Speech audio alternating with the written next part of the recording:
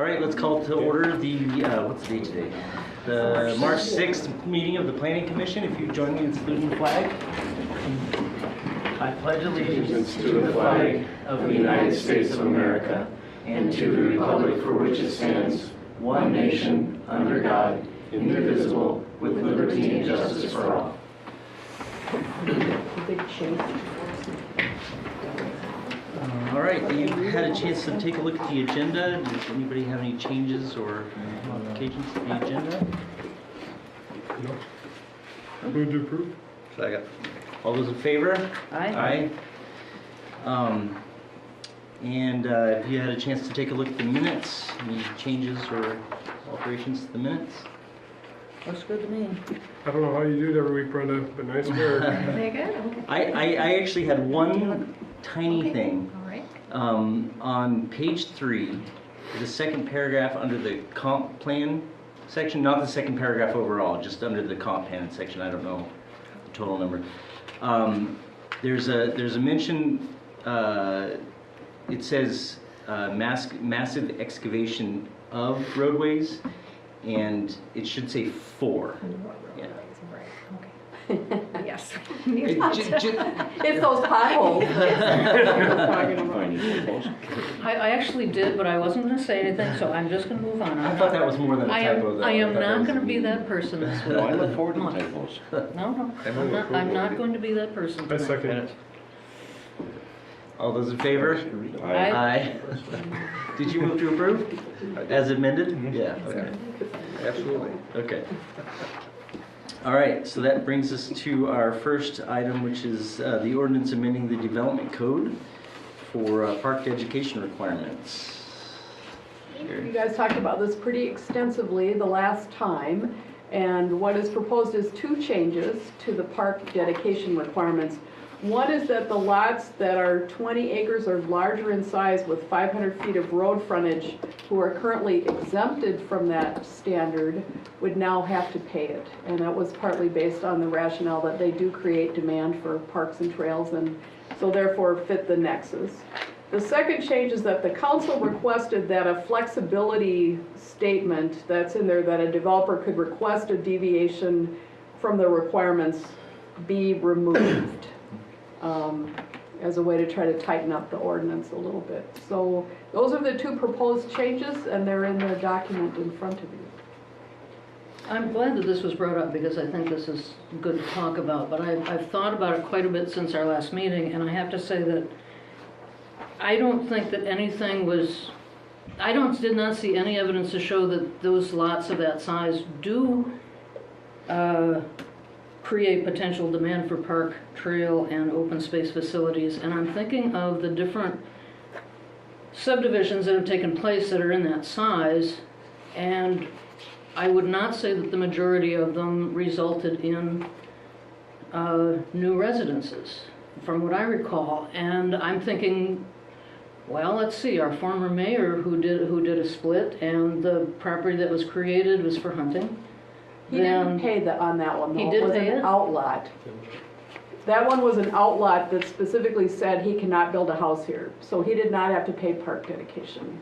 Well, my thought on it is that we're looking at a system that I agree has some unfairness to it, but I'm not sure we're addressing the unfairness. I think what we're doing is just adding more property owners into the pool of those who are affected by an unfair way of assessing the fee. And I know that it was brought up last time that we assess it at the time that a building permit is issued, and I forget why that was nixed, but I think that would be a way to address the unfairness rather than saying, well, if you're going to split it and you're not going to put another house there, you still have to pay the fee. I don't think that that's right at any level, frankly. But there's also the statement made that you can't do ag on 20 acres, and I don't agree with that. There's a number of examples right here in Scandia where that's not the case. I mean, where it is the case, where you can do ag on less than 20 acres. In fact, I Googled it and I came up with 17 million responses for small acreage farming. But that aside, I'm not sure that we're actually addressing the quote unfairness here. by changing this in the way that we're changing it. And so that's why I am resisting a vote yes on this. So we didn't have the public hearing, which there's no public hearing. Do I need to have a public hearing? Yeah, you need to open it. Okay, let's Okay. put that on pause for just a split second. We'll open it for the public I'm hearing. sorry, I was that's jumping okay. the gun No, and that's I okay. apologize. That's okay. We'll open up for the public hearing. Seeing no public here, we'll close the public hearing. Okay. We'll open it up for our. We have one public. We do have public. I'm the No, you don't want, you have. liaison, I'm not public. Oh, I'm private. And then we will open up our, the commission discussion. Okay, so we- what I had just said, Okay. insert in this part of the meeting, I'm sorry. It's all right. But in thinking about it, I'm not sure we're actually addressing the unfairness of it. And because that was one of the things that was noted was this isn't fair how it's being applied. And I agree, but I'm not sure that we're actually addressing that. You know, I think the distinction to be made is what's the difference between splitting a 40 into two 20-acre lots and splitting a 5-acre lot into 2 lots? You're still creating a new lot on which a new home can be based. And, you know, in essence, you know, what, you know, we're saying, like what the current law says is, well, if you split a big lot and put a house there, well, you have, your residents have no impact on the needs to provide for the city to provide parks. Where if you're on a smaller lot, well, you need to provide a park. And you know what the proposal would do is equalize that so that everybody could. You know, everybody would share a portion of that burden, you know, at the point when a lot is split and a lot is created. Would we solve it by saying at time of building permit for any of them? We tried, we have done that in the past, and I think the council wanted to end that. And I think one of the issues there is we have had so many lots and probably don't have good records in terms of who is paid at subdivision time versus who is not. And I think that's kind of the issue going backwards. Yeah, it becomes Is this- an argument, people saying, I already paid. the one, yeah, that's the one, when I was rereading this, this afternoon, that's the one issue that I came up with. Is this a loophole for the city to be making more money? Could somebody take a 40, split it into two 20s, have to pay the park dedication fee? Later on, split that 20 into 3, so you still have the 4 per 40. They have 20, they split their other 20 into 3 lots and sell those off. They would have to pay the park dedication fee for each one of those No, 3 two Well, more times. ultimately, They some have of to it pay two depends more upon times. zoning district, because virtually, if it's in our ag core district, Mhm. you can't split a 20. But even hypothetically, the ordinance says that you don't charge, the new ordinance, actually, we added that language, that you don't charge the original lot. So if you had a 40, you split it in half, you'd pay 1 fee. Then if you took one of those 20s and split it into 3 lots, you'd pay 2 more fees for it, because you have now a total of As 2 long as you lots, had a or house. 3 lots, If you had a house on, yeah. on the original. Yeah. Back when there were more subdivisions, people would divide 60s and 40s, it was quite a bit more common. Right. And they paid for the 3 lot, you know, they do a 20 and 3 5s, or, you know, whatever, or 20 plus and 3 5s was what it was back then, or 3 4s. They had to pay on each of the 3 extra lots.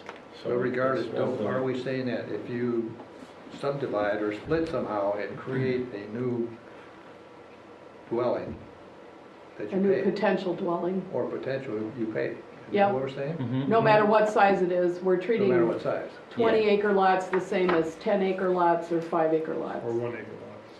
Or 1 acre, if someone could do that. I don't see any reason why Oh, yeah, a house right. that's on a 20-acre parcel would not use a park as much Or- as a or house. trail. You can argue that they have more park than anybody else does. Well, I live on a 10-acre lot, that's pretty good size, and I go to the park all the time. Did you pay? No. And part of the argument is trails as Good point. well. I mean, even if people on larger lots Right, and that's not don't what I'm use parks arguing. quite as much, it's more that they use trails. And I'm not arguing that people on a larger lot would not use it. I'm saying that if the basis for collecting this fee is that if you have more residences, you will have more people needing that, but those residents aren't created, I think actually you're creating a legal risk for the city. I think you're asking for a lawsuit. If you charge people, whether it's at 20 acres or at 5 acres, if they split it up and they don't put a residence there, I think you're asking for a lawsuit. I don't know, virtually all cities do it that way, and plenty of developers have brought lawsuits about park fees. What are the reasons for splitting it? Trying to think of how many cases it would be you split and not have the other one buildable. Well, Yeah, I don't know why you do that. I'll There give you was- an example, the property just south of us, the Lunds. It was a large farm, there were 4 kids, they split it 4 ways. Each one of those properties is larger than 20 acres, actually, matter of fact, quite a bit larger. Only 2 of them have homes on them. One was the original home, one was a new one, and the others, they not only have not built, but all they use it for is target practice. They use it for hunting. There has been no additional, on those 2 where there was nothing built, there's been no additional homes, there's been no extra, But they could. That's the point. well, But They she's could. saying Could, that, though. she's saying that at the time of building permit, you would still collect that. right, Is going that what you're going saying? forward, You're that's what I'm You saying. want to do it on the time. Oh, I'm not saying don't do it, I'm saying do it when they build a house. That's what I'm saying, and, But- and the argument I'm getting is that you've got an administrative issue here about whether someone's already paid it or not. Mhm. But I'm saying, that's a different issue. And that if someone does not have plans to build a house, and they plan to use it just as a piece of property, I don't think that they should be charged it. And I think that they've got reason that would hold up in court as to why they shouldn't pay it. What if that's- somebody, that's so you're my- saying somebody could potentially buy that piece of property?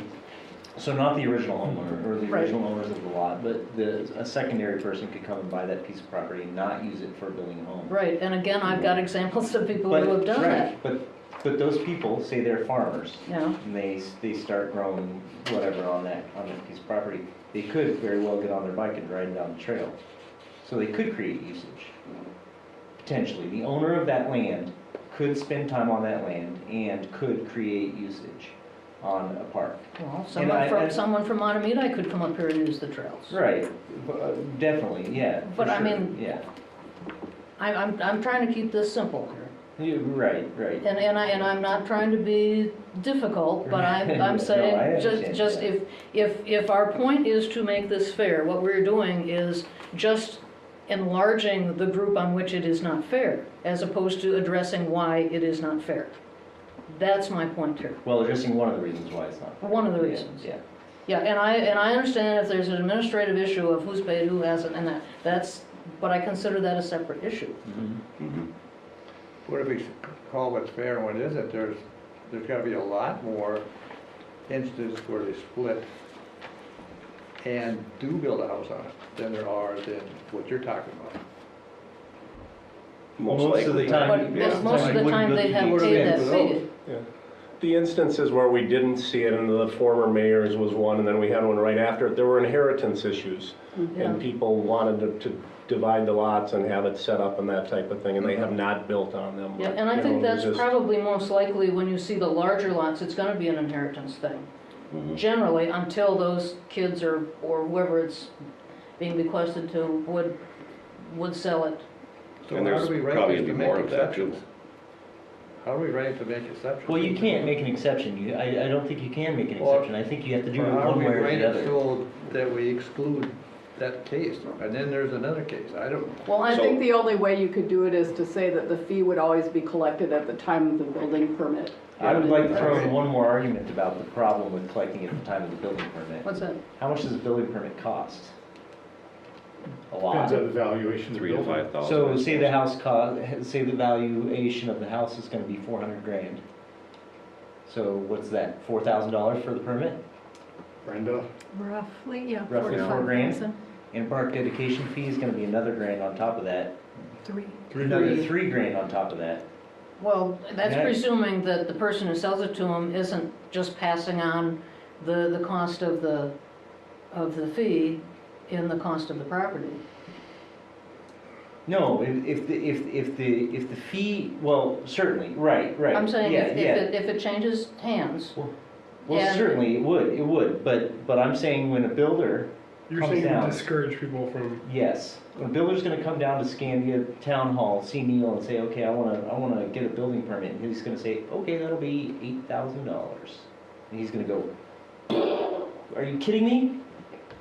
That would have an impact, that would have an impact. definitely. It is- But I mean, it's, if you go, Ryan could probably testify that if you went to Forest Lake and made the same thing, by the time you paid sewer connection fee, water connection fee, what here is 8, there is 15 Oh.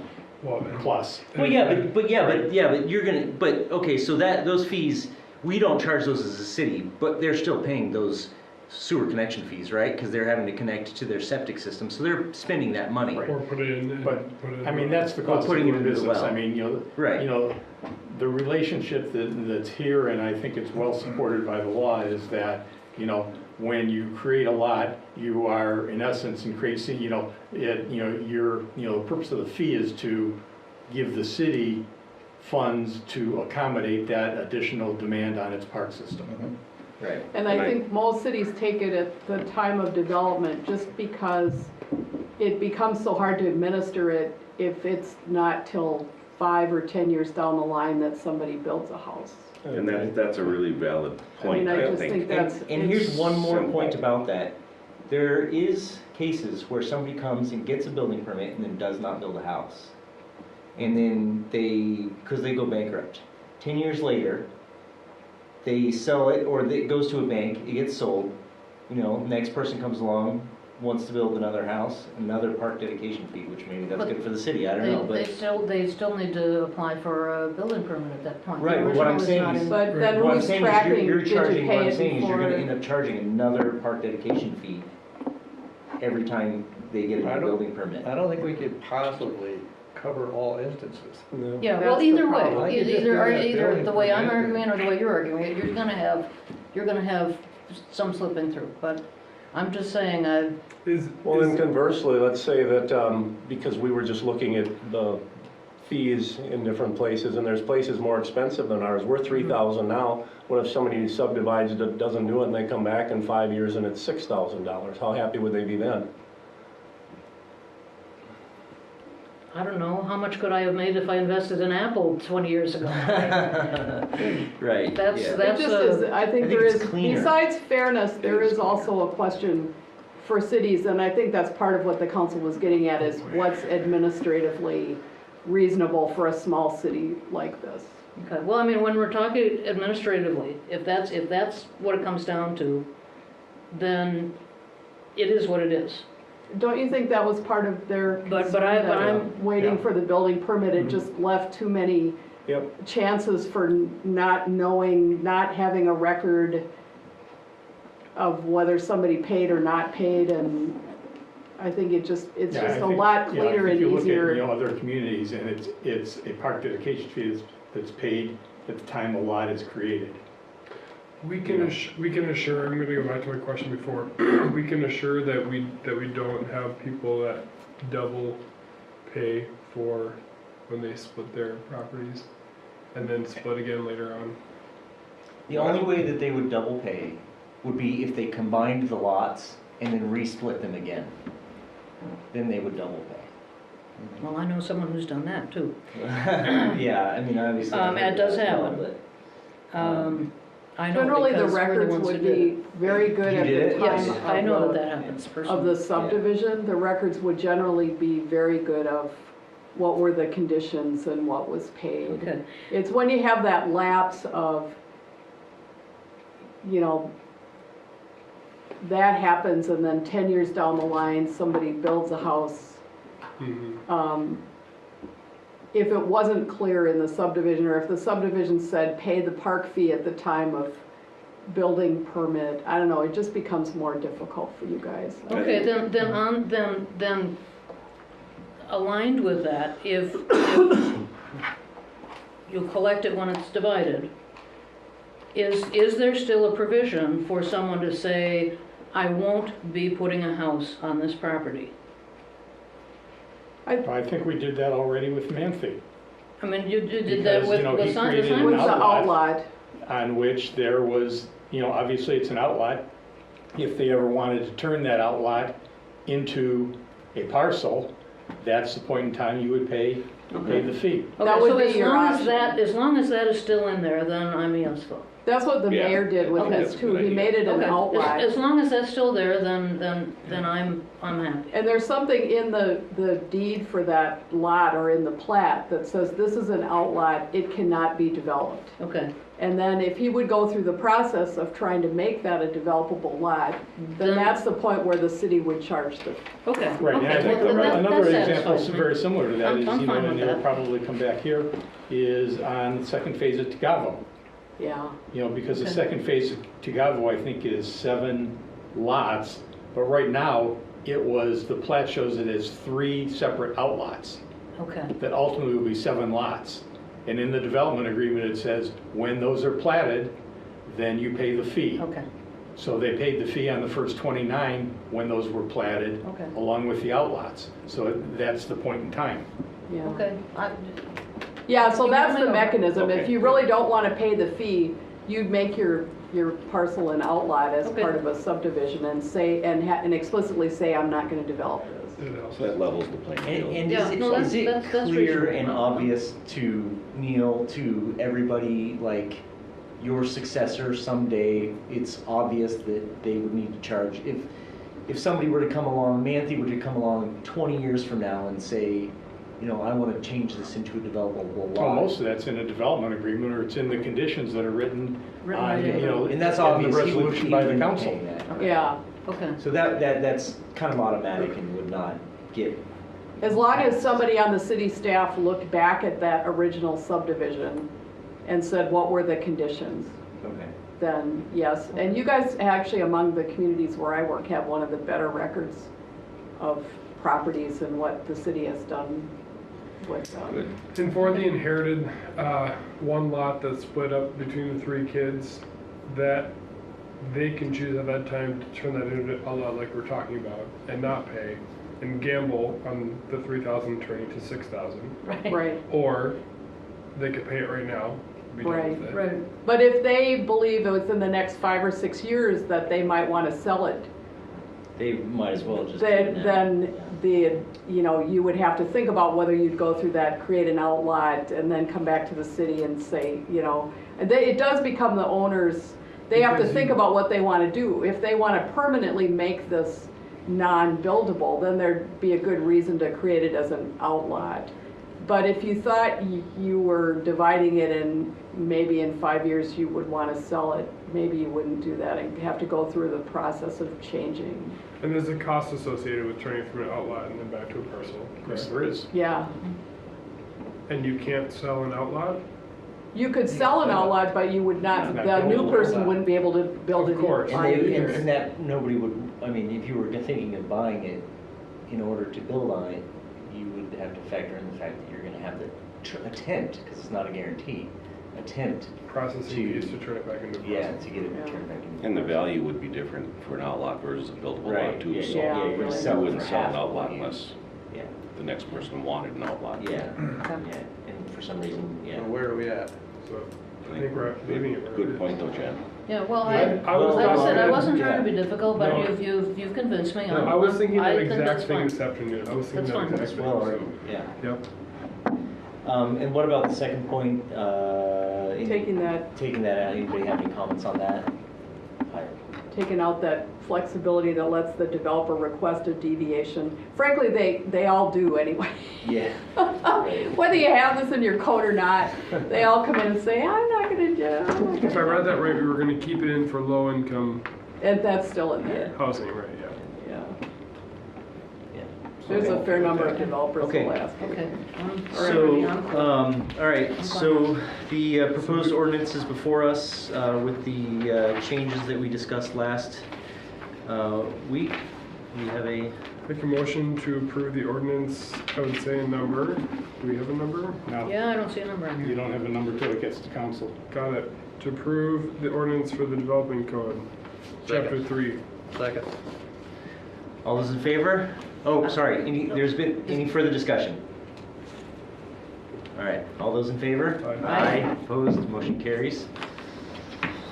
Ooh, you said that fast before I could even have a chance to say it. All right, that brings us to our discussion on the VNUB zoning district. Oh, you changed it. This is a good topic. I like this one. Weren't you gonna do the comp plan first, or did you change the No, order? I did this one first. Okay, Figured we'd get through this and I spend had more an time with old- the comp plan. I had an old. Make the engineers suffer through. Yeah. Well, actually, this might have some input for the comp plan, depending on what you think about it. Yeah, So- maybe not this chapter, but yes. So you all have probably heard that Chico's is closing, and it brought up an Closed, interesting, yeah. or did close. Mhm. Brought up an interesting question with the council and the EDA about trying to help small businesses like that have a little more site control so that they might be able to do some improvements even if the owner of their whole building did not want to, and what would be a mechanism for doing that. And so it started a question about helping businesses of different types in the city that might need smaller lots or might need a different ownership mechanism. And so we tried to think here of what would be the options to help out with a situation like that. One of the ones that could help with a Chico's type situation is a condominium form of ownership. There are commercial condos. Can you back up for a second? Can you give me an example of what you were just describing where the conflict was between the owner and the lease? Well, Chico's is one, weren't they one? Yeah, I mean, the issue there is that the Village Mixed-Use B zoning district has its own lot size of 3.5 acres. Okay. So the property where Chico's is located also has the buildings for Osceola Medical Center, that whole series, okay? On the same property? Right. You know, if you, so, you know, the person who owns Chico's and everybody beyond that, you have somebody who owns the business, but they don't own the building, okay? And there's no way for them. And there's no way for them to separately own the building. So, you know, here you've got a very short-term lease. What's the incentive for somebody to put in any money into it? No bank is gonna loan you money because you don't own it, you know, and, you know, So the so, same you know, what owner- it is, it really, you know, the format that we have is really a disincentive to reinvesting into a building and owning that building. So that property owner owns the Chico's building and the medical center building Yes. And all the land that they're on. and the Right. land that they're on. Yep. Right. We had a similar situation in another community where someone owned a big building that was on a parcel, and that community too had a big parcel size. And he felt to market it, he needed to split it into 2 or 3 businesses. But nobody wants to buy. And they wouldn't, and he didn't want to own them all. He decided that the good business model would be a commercial condominium.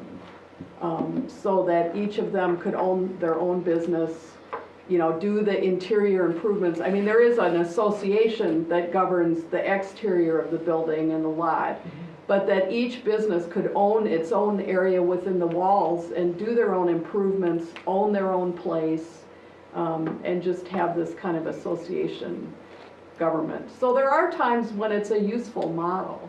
Is that becoming more common? It's more common probably in, you know, in the center cities than maybe out here. Sure. But I think it's a really interesting model, partly because if you had a common septic to serve 3 or 4, that would work in that model really well. You know, Right. you have an association. that- Common parking lot. Common parking lot, you could share parking. I mean, I think it's an interesting model for out here, but it costs a little to set it up. So maybe some business owners haven't really explored it because you have to go through the legal process of turning it into a condo.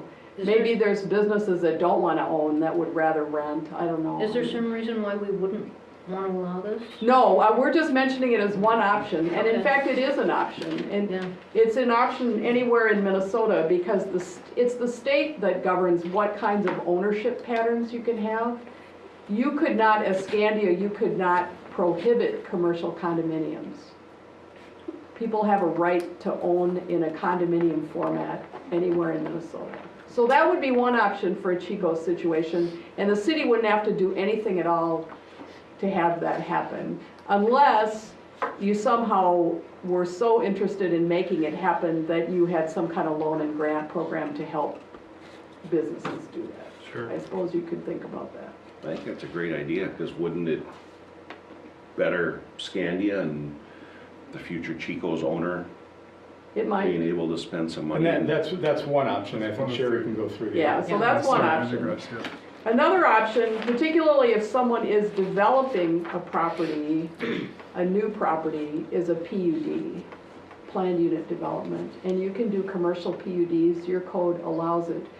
We need to make one change in order to make your code consistent. Back in the section that talks about PUDs, it says they're allowed in the VMU A and B, but if you go to the section, the VMU A and B section of the ordinance, it's not listed as one of the things that's allowed. So we do need to make a change in your ordinance so that those two sections match.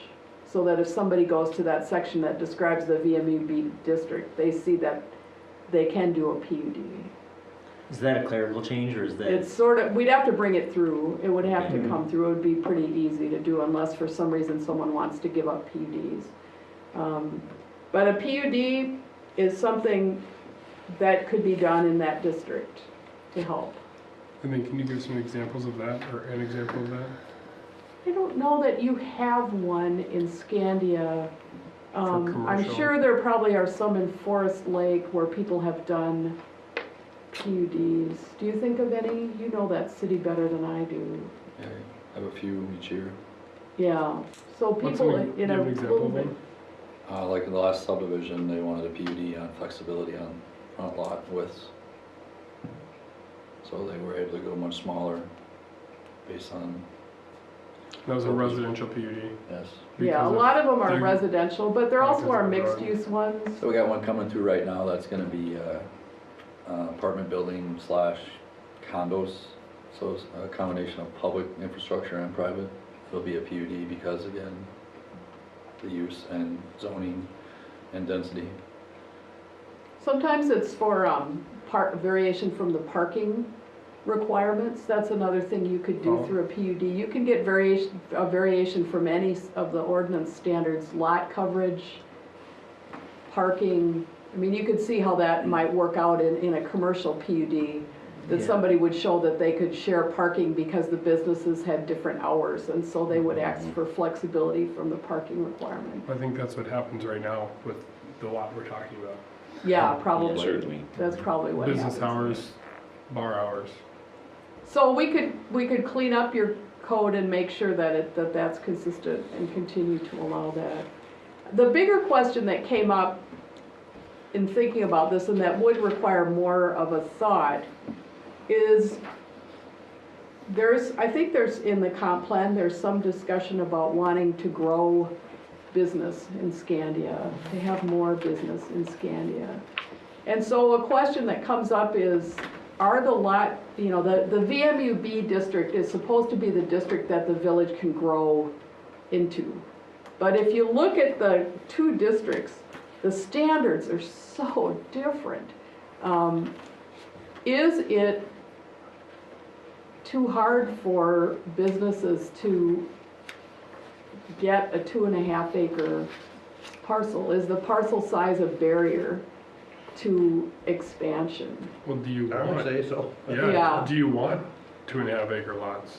And what's the reason? And Right. yeah, I mean, and part of it is about septic systems, but if somebody could come up with a community system, maybe you could have in the VMU district, allow smaller lot sizes for people who do a common septic system.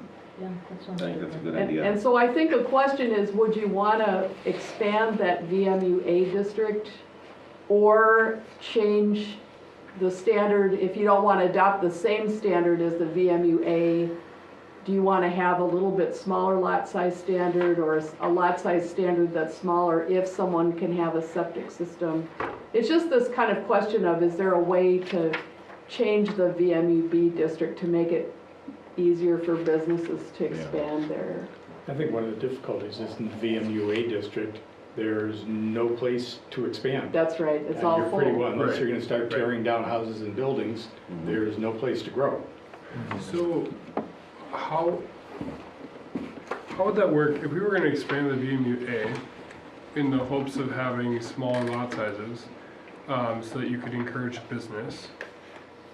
Yet we still needed to deal with probably the largest animal, which is the septic system.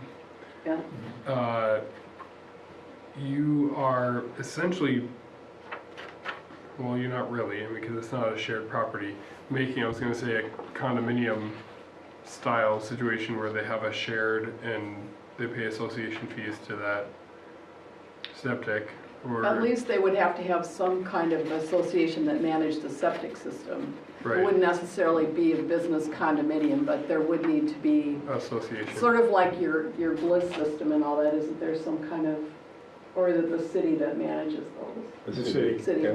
So the city. Tagavo, it's the homeowners association. Yeah, so an I feel like if HOA. we did something like this, especially if it was the city's decision to change from B to A, this would have to be another city-owned system.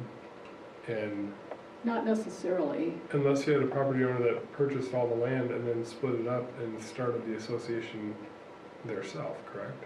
Could be. I mean, a developer could come and create a situation like that. Or you could have 3 or 4 business owners get together and say, we each want to have a half-acre parcel or 1 acre for our business or whatever, and then we're going to create a shared septic system and a group to manage it. Is the Hilltop Water thing, is that so like a little private association, right? There are 2 private water systems. One, or actually essentially 3. The city has one. Hilltop is one, and then there's one for the commercial businesses north of 97 along the window. So there's really three water systems within this district. So that would require, though, if we said that they could be that mixed use A, that would encourage some collaboration between businesses as they're coming to town, and if they're coming into town one at a time, it's less likely that that's gonna be. You know, and I think for now, you know, that is a possibility. I don't know whether that's the immediate solution, but I think, you know, probably if we're going to seek that solution, that's probably a better implementation step, Which is post-comp plan. Mm-hmm, yeah. to have a city-owned sewer system. Well, no, to look at what's in, you know, you have a comp plan that say this is where we're going to be by 2040 for economic development wise and for growing the city. How do we get there? That leads to this discussion, how do you grow the commercial areas? Yeah. Because that would be enticing to a developer too, much Sure. more so. Oh, A lot sure, more flexibility. but where in the,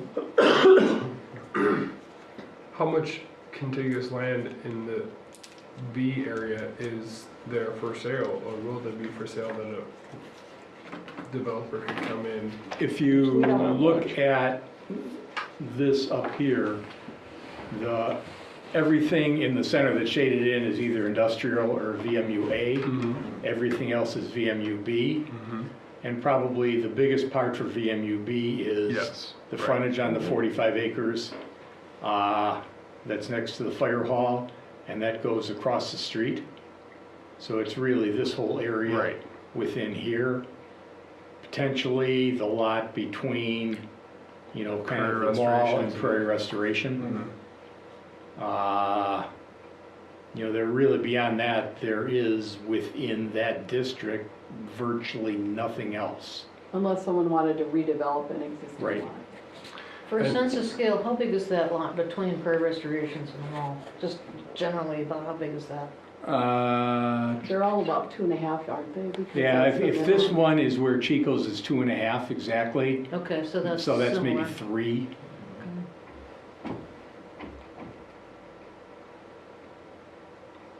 And even still, 1 acre for a commercial building is still big. It's huge. Yeah. Yeah, I mean, a 1 That's a lot acre of could room. almost, depending on the soils, could almost have its own system. Yeah. It really is when you get down to these smaller ones, you know, where you say somebody could have a 10,000 square foot parcel or a 5,000 square foot parcel. that they would need to have a septic, Yeah. a common septic system. Because a lot of 1 or 1.5 acre parcels, you can find enough room. Right. I Although not if they're commercial, because if we were requiring parking, Yeah, you then it can't gets to park be on more of a septic, and it challenge. starts to get to be an issue. The other But- thing is, do we want to have a bunch of individual ones? To me, it makes a lot more sense Yeah, to no, have a common one. no, it makes way more sense to have You common. get much Yeah. better land use. Yeah, Yeah. much better land use and much better access to future expansion of a common. I mean, it's easier, you just disconnect the septic system and reconnect, you know, if all the units are going into one pipe, you just connect up that pipe. So it'll be a lot cheaper if there was a future expansion of a, you know. And what that almost seems to drive is you're cities. better off either with a condominium or a PUD situation. Right. which are both a lot easier. Actually, PUDs are, a lot of people view them as expensive and kind of challenging to do. It's a process that for some people is challenging. Because, Because it involves a conditional use permit and a lot of options for flexibility that, and people don't know if the city's gonna approve flexibility. sure, It's kind of like, well, I want you to tell me ahead of time, are you gonna let me have this flexibility? And the city says back, well, we wanna see the design and, And the commercial condominium does not require a CUP. no, you could just, So they- depending on the use. If they picked a use in one of the buildings that required a CUP, then they would need to get one. Okay, I guess that's what confused me. But a lot of like retail, office, we changed a lot of those so that they don't require a CUP. Businesses that serve alcohol do, but a lot of your typical buildings or businesses in the VMUA don't. So I think the question is for your comp plan, maybe, but, for you, maybe the question is, do we clean up that ordinance for, to make sure that it shows that PUDs are allowed in VMUA and B? That's the easy step you Yeah, I guys could think do. that's, But the other question is, do you want to recommend to the comp plan committee that they think about potential expansion of the VMUA area or change, or any kind of changes that would allow for some smaller lot sizes on common septic I systems? would think yes. yeah. Would that be I think tough? we should at least look at it. That'd be the EDA's discussion. Is there still No, it's Comp still plan. here. I mean, it would come back here in terms of, I think, in the implementation phase of the plan. I mean, the other thing you can do is even if you had, VMUB at 2.5 acres, you could also put in there a minimum lot size if connected to a common septic system. Right, you wouldn't have to expand the VMUA, you could also just put that, change it to the B. Add another factor to the. Yeah, and I mean, if you added that to Should be VMU, you could probably do that very easily, add a provision like that to VMUB right now, and then that at least opens the door to doing something a little bit different. Which would be a question, if you wanted to pursue that now, you could also say VMUB can have down to the same lot sizes as VMUA if there's a common septic system. Sure. So, can I ask, so Chico's and the medical center are on the same parcel? Yes. Yeah. So, what kind of ownership do they have now? Because, I mean, There's One One person owner. owns it. and that's why they're able to build multiple buildings on the same parcel? Because isn't the idea of a parcel size to, like, But you also have lot coverage requirements. In VMUB, you can cover 65% of that lot. okay, So it's less than 65%. okay, you can build Uh, another building? Actually, you probably could build another building, because I think Okay. right now it's covering, I think I looked at it, and it's covering, because, we've had people ask, it's covering about 50% of the lot. Okay, So yes, in my mind, yes, you could build another building on that lot, okay. but it would have to be right now, it would have to be another rental building. Another rental owned by the same owner that owns the other Correct. two buildings? Okay. Unless they wanted to convert it to a condominium. Right. And they could do that without, And so that's allowed right now. The owner of the property and the two buildings could walk in here, convert it to a condominium, sell the Chico's building. If somebody wanted to move back in with a bar, they'd have to come in for a CUP for selling alcohol. they have the CUP, they just need a liquor license. Okay. Because if it's a CUP for a bar restaurant there, that transfers to a new owner as long as the use doesn't lapse for a year. I would, if I could, But they'd need the liquor license part of things. right? And that's part of the problem right now with Chico's Is and a new tenant? that, there are people who are interested, but they would like to buy the building, Right, but they can't. right. So how would that work if you own the building on somebody else's property? Like any other, just like a residential condominium. Yeah, it's You like- pretty much own Right, you own the footprint under the building. true. Actually, on a condo, you don't own the footprint of the Okay. building. You On own a the- townhouse, you own the footprint of the building. On a condo, Okay. you own, You own the floor, the walls, the ceiling, Yeah. what's inside that Yeah. envelope. yeah. So right now, And everything else is common space. so a new tenant for Chico's has to negotiate with the landlord Correct. for improvements. To purchase the building, convert it to a condominium, commercial condominium. But if they didn't, if it just stays as is right now and there's a new person that wants to open up a new restaurant, They have if to they can't convince get the the owners owner. to do the improvements, they're not gonna put out a bunch of cash to do it because they're not gonna get financing. Yeah, And they won't get it back in the end. Right. They're investing in someone else's property. Right. yeah, if they were to sell the building later. And that's- Well, they wouldn't sell the building later, so they Yeah, would- they just move out and, Yeah. I mean, it's like, They just lose. And that's gonna It's like- limit, yeah. into it. they're like apartment dwellers. Mm-hmm. Yeah, so that would always limit a higher quality establishment, if you will. Yeah. Or even an Right. establishment Unless that's the in owner different was business. really motivated, Yeah. unless the Right, owner you said, have well, I'm to gonna get so much basically return use it if as I the restaurant. Yeah. improve the space that I'm willing to do it. You know, it really depends on the owner. I think it's a good plan for the future. So the thought back to the council would be, yes, we think commercial condos are good and they could be used now. A second thing is to update that ordinance to be clear that Yeah, that's the right. PUDs are allowed in VMU A and B. Yeah, it's no Do you brainer. also want to consider an ordinance change that would allow the minimum lot size in the VMU A district to be permitted in VMU B as long as there was a common septic? I think that would be fine to look at, but I really think that this is the EDA's bread and butter, It'd isn't be it? something we'd want to hear back from them about. Well, actually, the EDA pushed that to the council, and the council's pushed it to you. So instead Okay. of pushing a thought, can they push a plan?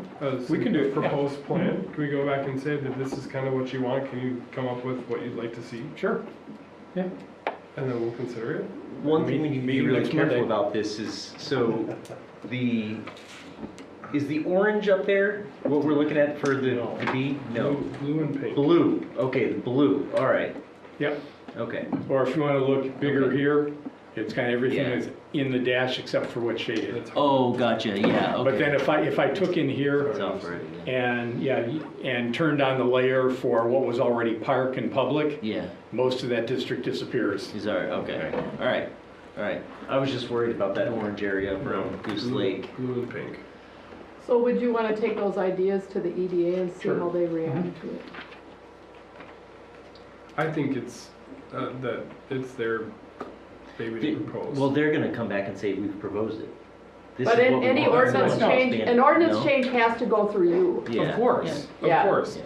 But I'd like to see them say, I'd like this part of VMU B to be converted to VMU A, or this part of VMU B to be allowed The same lot VMU A lot sizes.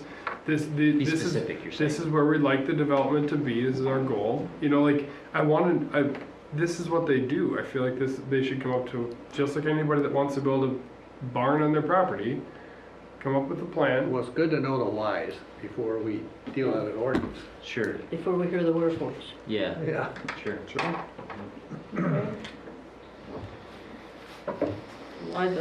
Okay, It sounds like we're all amenable to Yeah, that. I yeah. don't hear Okay. any negativity on it at all. all right. Right. We're good. Good, okay. Well, let's move on to the review of the draft chapters for the comp plan.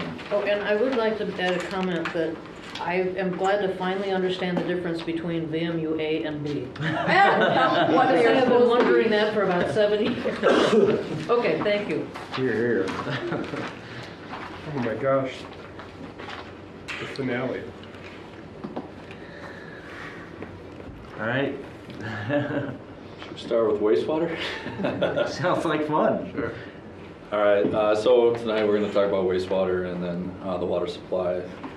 Really not much drastic change other than something we've been pursuing, we'll talk about here with the wastewater component of it, but relatively there's about 1,400 on-site septic systems in Scandia. That number is still trying to be verified current with current numbers in Washington County.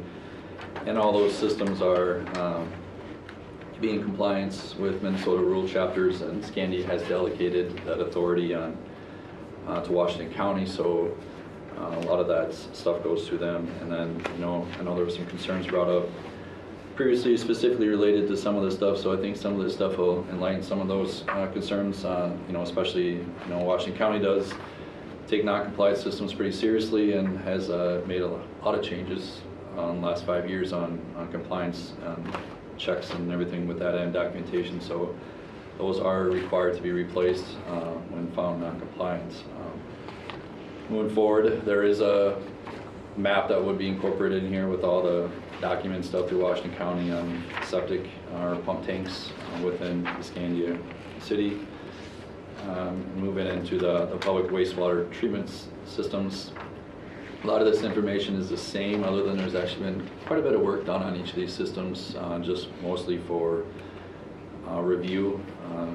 As a lot of you guys probably know, the Bliss system is experiencing very high nitrate levels, something that we got to continue to monitor. We do have some options to meet future permit requirements, but with the Bliss system specifically is where we've engaged some conversation with the Met Council on what is the ability, I guess, someday to connect to the interceptor, whether it's in Forest Lake, Hugo, or somewhere else, right?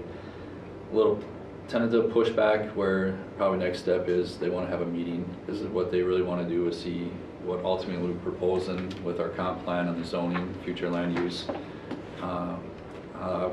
costs of getting into there, or regionally how it would serve and so that would be our next step with that. If that's something we'd want to incorporate in this plan or not, then it would be simply just showing something that future connection or paragraph writing. This is our plan for there. Otherwise, moving forward with the Bliss system itself. We got capacity left in the station, it's just we're not treating to the nitrate level that we're going to be required to with the future permitting. So a lot of things with that, that was the original system, as well as the Anderson-Erickson system, which basically is at capacity. And the city's done a lot of studies here and there with the Anderson-Erickson system and almost purchased additional land to expand it. Took ownership back from Washington County several years ago, and then a lot of maintenance items were addressed at that time. But really, that system's kind of where it's at. It's treating to the levels that it needs to be. It's just that the capacity's there, and I think there could be some easily future connections along further to the west of the system, if that's something the city wanted to look at and expand in the future, or otherwise expand it just wherever they can. But with that, you're going to have to do some stuff to the system. There are no nitrate problems there. Not right now, no. Okay. We've done a number of, when that exchange occurred with the county and the city, we actually tested a lot of wells, private wells in the area too, just to confirm all that stuff. There are observation wells around there, so that are tested periodically. There are some small things we can do in the existing footprint of the site to gain capacity, but really to the cost to benefit of capacity, you really got to expand your footprints a little more. The Uptown wastewater system has been expanded a few times in its history. The city did do some improvements in 2012 to specifically treat nitrogen and phosphorus issues that were occurring there. There is some small area for expansion there. Potentially you're probably looking at a mound system then, converting it to a mound on that. We've had a lot of fluctuations in flows over the years just because of businesses coming and going kind of thing too. So with all the systems and spreadsheets, I guess, that were handed down from staff to staff, there were a lot of reporting inaccuracies. So working with Neil, we've created a new spreadsheet that staff's been using for some time now to give us better, accurate information that we've been able to better analyze. And then when we do have those high readings, we can affiliate most likely to rain events that occurred around that time, or there was some ionide issue at the time. So a lot better documentation and accuracy on stuff that's moving forward, which helps with the capacity issues, because we've had a lot of conversations with those people wanting to hook up to the system that are already on the lake. These systems were basically built for cabins that we're seeing a lot of conversion of seasonal homes, and some of these homes are pretty big, so we're talking 5-6 bedrooms every once in a while, versus your 1-2 cabin with 1 bathroom. So And only used 3 months out of the year. But the one controversial one recently was 7 bedrooms, 7 bathrooms, and a conversion of a cabin to a year Wow. round. So, Is that Denny Hepper? well, what was their name? Constance. So, the uptown system, are we saying that that is at capacity, or it's not, or is it, I see. It's not at capacity. It's not at capacity. I see 7,500 gallons at peak flow in 2025, but I didn't see the capacity. there's another section, a Oh. couple pages back, that specifically talks about capacity and maintenance. Okay.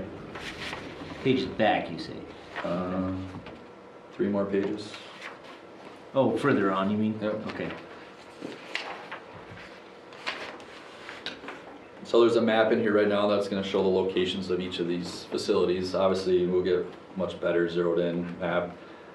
What's shown in here is a JPEG, so it's very hard to see right now, but we'll be Are bringing these in. maps gonna be available like digitally or something where people can zoom in? Because, Oh, they'll be way different. okay, Right now yeah, it's a JPEG. these are placeholders right now, Yep, right? and Okay. ideally what I'd like to do is probably have multiple figures, to show each location, so it's zeroed Okay. in. So And again, we need to be sure that the maps that are used, I know these are placeholders, have that, like, I noticed those still say half-breed lake there. And so the tables on the map need to be updated to Keewatin, Yep. which, yeah, I So all the, I know that was all the mentioned last time, stormwater I don't stuff, mean to that'll beat have to be a dead updated horse. too, because there's a lot of references with that in there Okay. as well. Yeah, I've gotten several emails from folks who live over there saying, please make sure that's right. So just kind of moving forward, then we get into the capacity maintenance. I had it marked down as basically the uptown system's about 90%, but I needed to verify recent data. Do you know offhand, Neil? I do That's not. I'm just making a note to find that out. So I can get that spreadsheet pretty easily, but basically, a lot of these systems go back to maintenance, right? If we're not doing the maintenance, that's when issues start arising and you're not dosing the cells accordingly, or things and filters aren't cleaned out and stuff like that. Even at the uptown system, there's gophers, visual signs of gophers at each of these places that we need to really start addressing that kind of stuff, because if they start burrowing through all the chambers and the piping, that's going to have long-term effects that are going to be pretty high cost, because you won't know exactly where the issues are occurring, because you'll have to do some exploratory excavation to find that stuff. So just simple stuff like that is stuff that we can start dealing with. But that's where, we've been building a consistent knowledge base now with staff again, and that are looking at these systems more periodically and identifying things like that moving forward. So Yeah, Brian, I just pulled up here. It's a nice thing about having things in Dropbox, you can jump back. This is uptown meter readings. I don't have 2017, but if you look at it in 2016, and something was going on here at the city hall. But even with that, in 2016, we were at 61% of capacity. Before that, you were closer to 50% of capacity. And this is based upon, the difficulty here, it's based upon water meter readings, that if there is I going in, it does not include what the flow is at, into the system itself, but it's probably a reasonable indicator. Okay. There's no meter at the pump. Hmm? There's no meter at the pump station. There is a meter that we calculate flow by, but I don't have that data at my fingertips like I had this.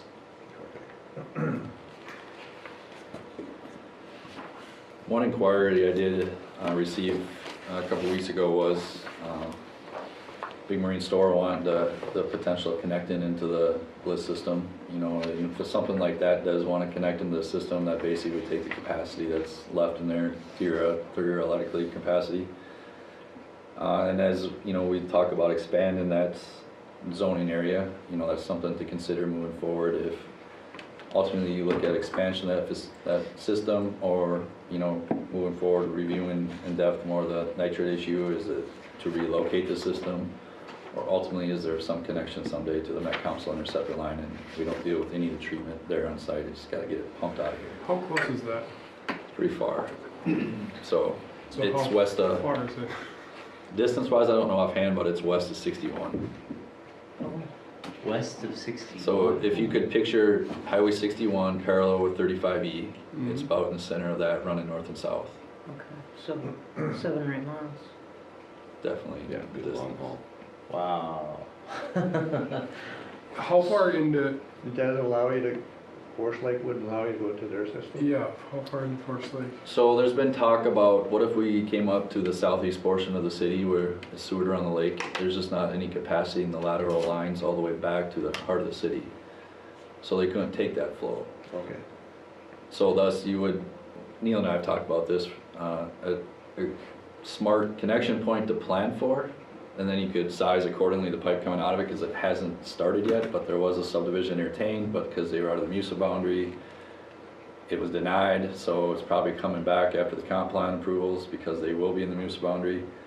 190th goes by the golf course, so they would be extending it eastward there, but then they would stop at the end of their plats, and then future-wise, that would continue as a gravity pipe under 61, and quite a bit a ways farther east, and then it'll serve all that area there, and that's eventually where it would be a great connection point, because you would directionally drill under the wildlife area if that was permittedly allowed with a force main, and that's how you would pump into that manhole, and then you'd have separate metering and stuff like that at that place to know what you'd be basically reimbursing Forest Lake, or because you would come into their system and then go through their meters too, right? Just like City of Columbus does. And then moving down, you know, cities, a bunch of cities go in between them. Or is there a future extension of the Met Council itself? Say County Road 4, right? You know, Hugo's gonna eventually at some point in time develop up to 170th, and Forest Lake will develop down to, you know, that area as well. So long term, is that another area that it comes out to that way, you know? These are the things that we just need to talk to the Met Council. This is obviously probably a surprise to them, you know. It's never been talked about in the past or in anybody's plans. It's not anybody's plans around you guys. It's not even the MUSA boundary. When I refer to the MUSA boundary, that's a boundary that's approved by the Met Council. So even Forest Lake's MUSA boundary doesn't go all the way in the southeastern part of the whole community. It just goes right around the lake where all those houses are sewered. And that takes approval process from the Met Council to expand that, because everybody's sewer from Forest Lake goes south down to is the Pig's Eye plant in St. Paul. So they gotta be able to pace and plan for expansion for treatment as well, right? So that's why they constrict that area. Now they have long-term plans too. Do they build a substation, a reuse station, you know, planning for the future and sustainability, but that's kind of out of our control in this area, and obviously might have a lot of effect with the whole Prairie du Chien Jordan Aquifer topics within White Bear Lake and southern portion of Hugo. So Where does it, up here, where does their post-2040 service area come? Does it come close? Okay. they don't even show this area, and then Forest Lake, it really doesn't meander eastward. It goes southward, following the interceptor, because that's just where naturally development's going to come off of. About Harrow Avenue is about as east as it comes. You know, obviously it goes around the lake, but the bulk of the community is about at Harrow Avenue, which is a gravel road right now. And Forest Lake is where the MUSA will stop. Well, we like living in the Bermuda Triangle Yeah. where nothing happens. So what about other options like a city-owned system? Well, the Bliss system is city-owned. Well, I mean like a citywide You're water thinking more treatment like what plant. you did in Osceola. Like a water treatment plant. Didn't you guys do a treatment? What about plant? something like that? Like, Right now, and I'm I talking know- about sewer. Yeah, it's, Right, in but- terms of the cost, it probably, we don't have enough density to support it. Okay. Okay. I mean, it's probably far easier to run a force main 5 or 6 miles than it is to even think about constructing and operating a treatment plant. Yeah. So when you're talking about operating a treatment plant, you easily bring 2 full-time employees on. Okay. So that's, I mean, right away. And then, That's- yeah. then your ownership or your operation and maintenance costs that go along with those facilities, pretty high. Well, Met Council not allowing us to do that anyway, are they? Based on our density and our growth projections and all that stuff? I mean, why we- Well, you know, I think in this area, you know, you look at the comp plan and land use, and one of the things was that in here, you know, is that, you know, the feeling was that this would be one area around kind of Bliss Edition out towards Forest Lake would be an area where we would allow some greater density. Possibly. Yeah. So in terms of looking at 2040, you know, 12 years from now, how do you accommodate that? And some of that is, you know, you know, in order to do that, right now we know we have a sewer issue. But in solving that issue, let's say you did run a force main all the way into Forest Lake, well, that would then, you have that infrastructure there, you might as well use it and allow, you know, some growth in that area. Right. I mean, the advantage is, you know, when you look at the whole concept of the comp plan, you know, we need to, you know, accommodate 1,000 more people in Scandia. So by concentrating it, number 1 in that area, and then probably number 2 around the village center, it allows the rest to remain rural and relieves that development pressure. And what you Yeah. would need to do, because I just went through this with one of the other communities I work with, is present a plan to the Metro Council for saying that we want to be hooked up to your system. They require that you plan for at least 500 acres, that it include both commercial and residential, and that you then contribute to the region's affordable housing.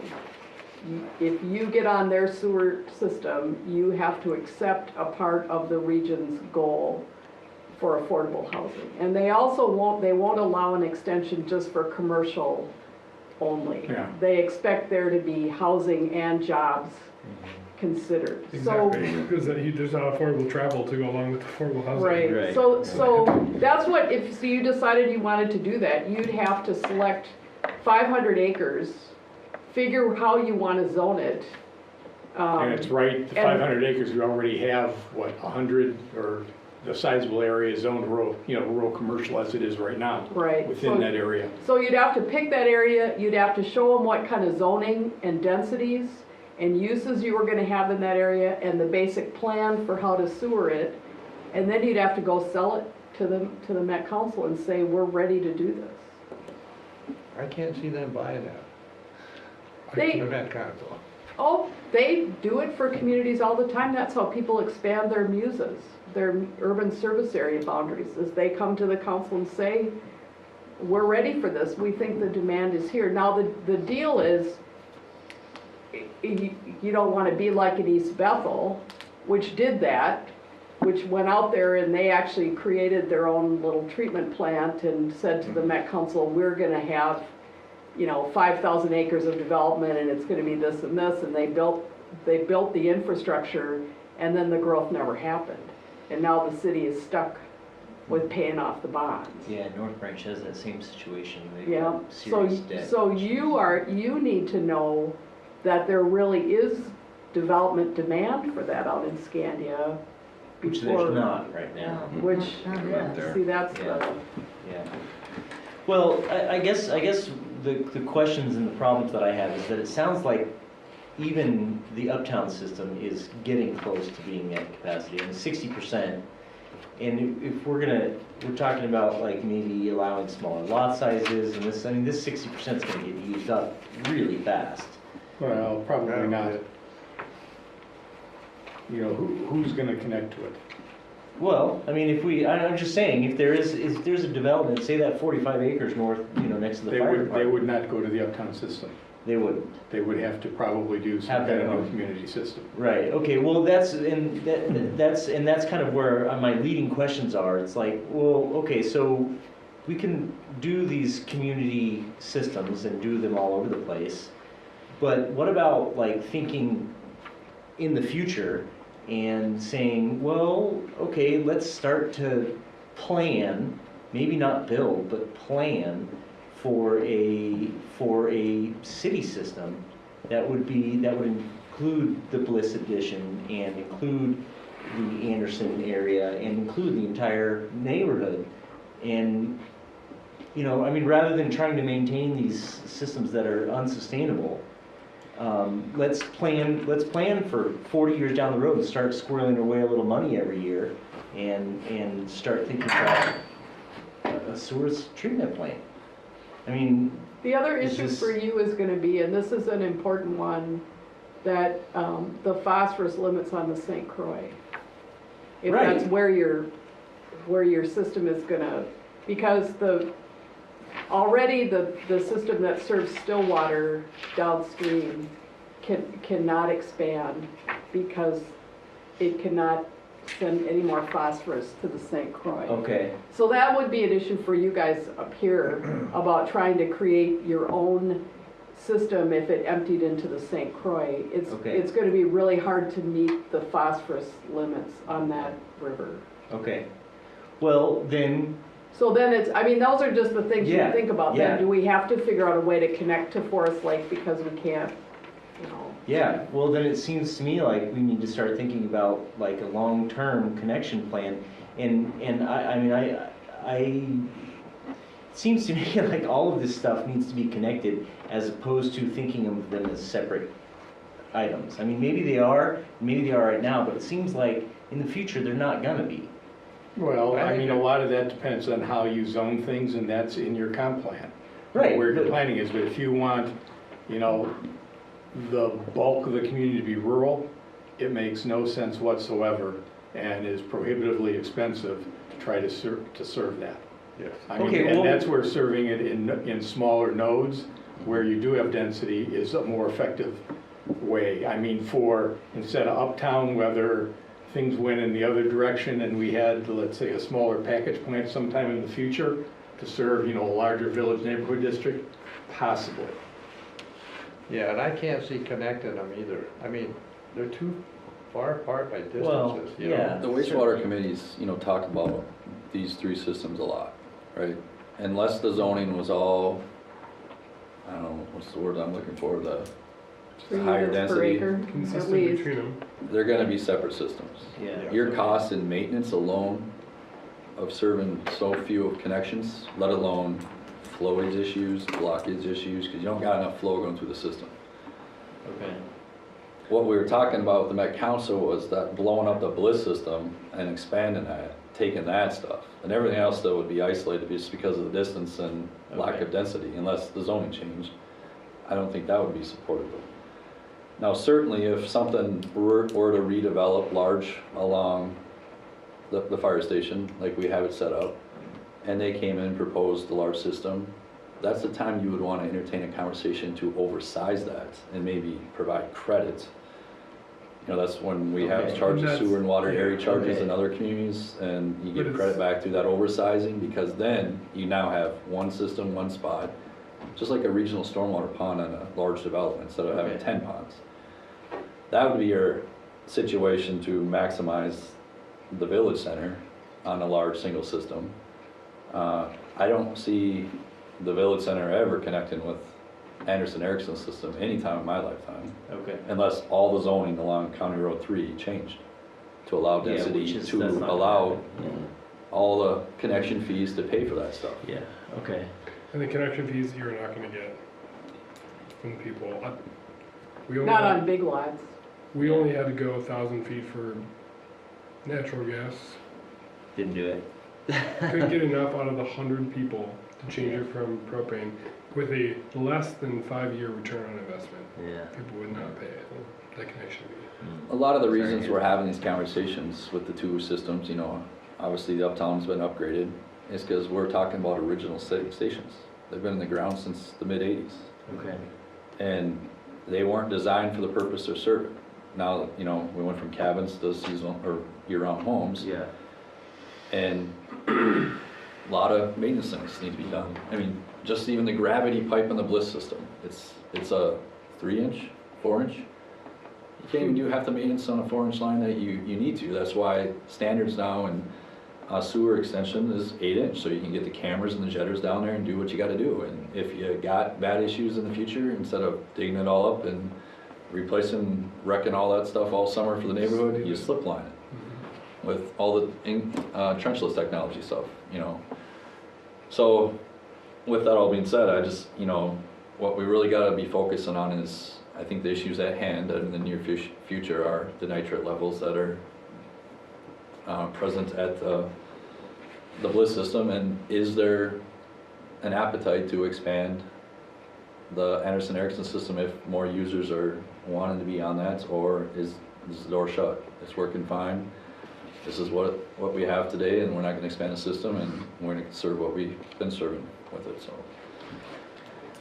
As far as the Bliss Edition, I would want to pursue any possible way to hook up to Forest Lake or somewhere else. No Frankly, doubt. I'd like to get out of I'd like to see Scandia get out of the sewer Sure. business totally. Obviously, like, you know, Ryan said, it's not going to happen with Anderson Erickson or Uptown, but, you know, there's just issues all the time, constantly now, and, you know, pumps Yeah. are failing, and you know, Yeah. there's going to be major expenses down the road, so that would be the direction I'd want to go. Yeah. So the bottom line is we need to look at zoning issues around that Bliss area and see if there are areas where we can. And that was in the land use That was in the we land looked list at. that we looked at earlier, looking at that as possibly some expansion Higher there. density. Yeah. Well, and in the uptown area too. But the immediate problem is homes being converted from cabins to homes Mhm. in that Bliss Edition. Mhm. To me, we gotta watch. Well, you can Well, there's expect, nothing we can do about that you though. can expect 100% of that over the next. Well, I think, why can't we do anything about it? Keeping homes from being year-round, we can't They tell don't people have that. capacity to sewer system. Well, Well, I yeah, think, you know, they there just- we they actually, just I use think, it. do have capacity, except we have the nitrate issue. Well, then, we don't have adequate treatment. Let's put it that way. Right. And in our 5-year CIP, we know that we have it operates under an MPCA permit that expires in March of 2020. By The September Bliss of system does? 2019, we need to give them a plan as to how we're going to deal with the nitrate. And so in our 5-year CIP, we have, you know, Seth Peterson from Bolton and Mink, you know, provide us an estimate to upgrade the Bliss system for treatment. I think it was $900-some thousand. So Okay. that is in our 5-year CIP for Okay. 2022. okay. 900,000, and obviously you have no idea what it's gonna cost to connect up with the, We do not at this point in time. okay. Can I ask a pay issue? How does it get broken up between the city? I'm sure that I, as a city of Scandia owner, and you It's all paid for through user fees. You pay nothing. strictly user fees. Yeah. Awesome. But user fees aren't keeping up with the cost at They this point, can't. right? So far, but that'll change. They are when- currently It's keeping close. up with the cost, Yeah, okay, yep. okay. Is But it once putting they have anything to, into replacement costs or anything, or is it just the current costs? That is, we have increased the rates to try to put a little bit more there, but knowing that it is still an inadequate amount. In answer to Tom's question, in terms of capacity, you know, we do have inflow and infiltration issues there where we probably exceed what, you know, our maximum is on a given day. But in 2016 flows, we averaged 12,264 gallons per day, and our permitted capacity was 19.8. So we were running 66%, 2/3 of capacity there. So there is some room, but we still have to deal with really two issues, I&I and nitrates. What does that 900,000 entail for the Bliss? It's a pretty lengthy list of, It was more mechanical treatment for nitrates. So it's not excavating the No, field? it's process. Okay. So it'd be probably mechanical treatment for nitrates, but still disposal in the soil. Right. I mean, I see two issues, right? One, fixing the system itself, all the flaws in the system, the larger pipe, or the too small pipe and the nitrates. The other issue is funding it, Right. right? That's an issue. Right. And currently, That's why you have a wastewater committee to deal with why, it. if you're not making enough money to pay for it, why just raise the, I mean, that just, I'm sorry, you live there, you go into the system. I had to put in a $15,000 system in my house at a one-time shop because it was expired, you know? I dealt with a lot of communities in this situation, and they're all the same. They all come out, when you do the treatment facility, you do all these documents, say this is gonna cost you for operation and maintenance, and replacement. And invariably, Yes. they don't fund the replacement. They don't do it. And then that's they what come happened back here. 20 years later, when it's gone, it's, how do we pay for this? That's Then pretty they go to common. the state and the feds and try to get grants Yeah, to pay for it. yeah, Happens all the time. yeah. it's not just a local issue though too. No. I would love to see legislation put some dollars into these because originally these 201 systems were funded, with government money. Oh, really? When they were initially Yeah. installed? Because it was Federal. initiate to clean the water into the lakes, right? Oh, sure, okay. So, but here we are. We should have learned now if we could have a restart, right? We would know to start putting some money away. Yeah. So when I have the opportunities, I try to talk to legislation on this or advocate for funding as as much as roads and trails have been pushed. To advocate grants for that stuff. There is Yeah, well, I think it was, PFA money out there, but it has a lot of other money required to spend to get qualified and in the plan, and it's really just a low interest loan, so. I think that roads and trails are different than this, just because I can't, if I want to hook up to that system, I can't, it's a private system. Roads and trails, I can drive on any road and bike down any trail that I want. But it's all ties back to environment. It's just a pool of funding, how do you delegate it? If you can get it earmarked for something like this, that'd be the goal. But Yeah, obviously doesn't affect the metro, so that's why it's harder to push sometimes, right? So, but it's something that I have, and if you guys know of people, continue to have those conversations, because the more people that talk about it, then they gotta start listening sometime, right? yeah. Why don't we move to water supply? Okay. Is there any decisions that need to be made, or? I think the conversation on the table right now, outside of the wastewater committee, is for us to continue to pursue what conversations we can have with the Met Council on language or figures showing a potential connection, right? And talk about zoning issues in relationship to the area.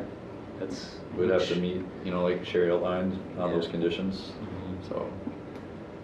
That's part of the reason they want to meet, to understand Who's what we're they? trying, Who Met is Council. one? Okay. Neil touched on it earlier. We got some private systems and then some city. Hilltop Water Company, Scandia Water Company, privates, and then city has its uptown well, basically that serves the community center, the church, Camel Garden, ice rink, warming house.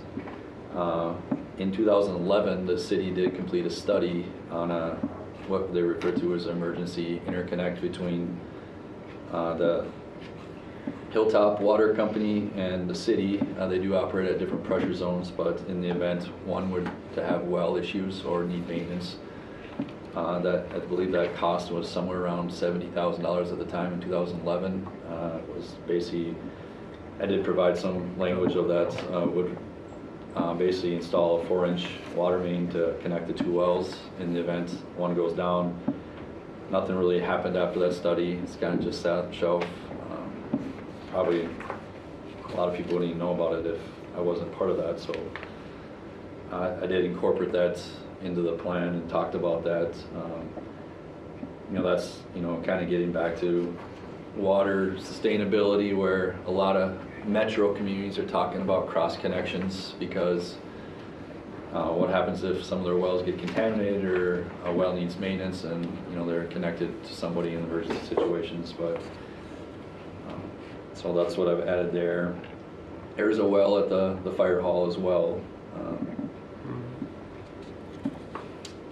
Added language that references the whole DNR north and east ground metro management areas. That'll be very interesting to follow in the next 10 years to see where that does go with everything related to now the 3M stuff becoming public. And then just water levels with White Bear Lake and the Prairie du Chien Jordan Aquifer. A lot more science is being put forth in that effort. USGS is very heavily involved. There's still argument between communities and USGS that not enough data is being shared, and you guys are implying this with well water levels, and the city of White Bear Lake specifically says we have not seen the fluctuation in our own wells. Why don't you come and look in our own well observation and stuff. So a lot of stuff brewing with that, but I bring that up because there are 2 observation wells in Scandia. There is a map that shows the 2. There's one just north of White Rock. Right now they don't have enough data, or the data is insufficient there to determine any trends. But there's another well that's on the east side of Big Marine that has generally shown decrease in the aquifer levels. So that's, I don't know if some people even know we have those there, the DNR observation wells. That's really interesting, because at the 2 mine locations, at the Scandia mine and at the Zavro mine, there's been groundwater monitoring that shows the water levels going up pretty significantly. Yeah, you can look at so many wells and so many different things across the community. It's take it with a grain of salt, I guess. I mean, it's been like several feet at those monitoring locations. You don't have enough wells to really tell what's going on. What's going on? Right. That's probably right. There is a figure that's included in there that I think addresses a lot of your guys' questions or concerns at a previous meeting, where on page 13, it shows a map of basically that's the one right there. It shows some areas that we're able to recharge the aquifers.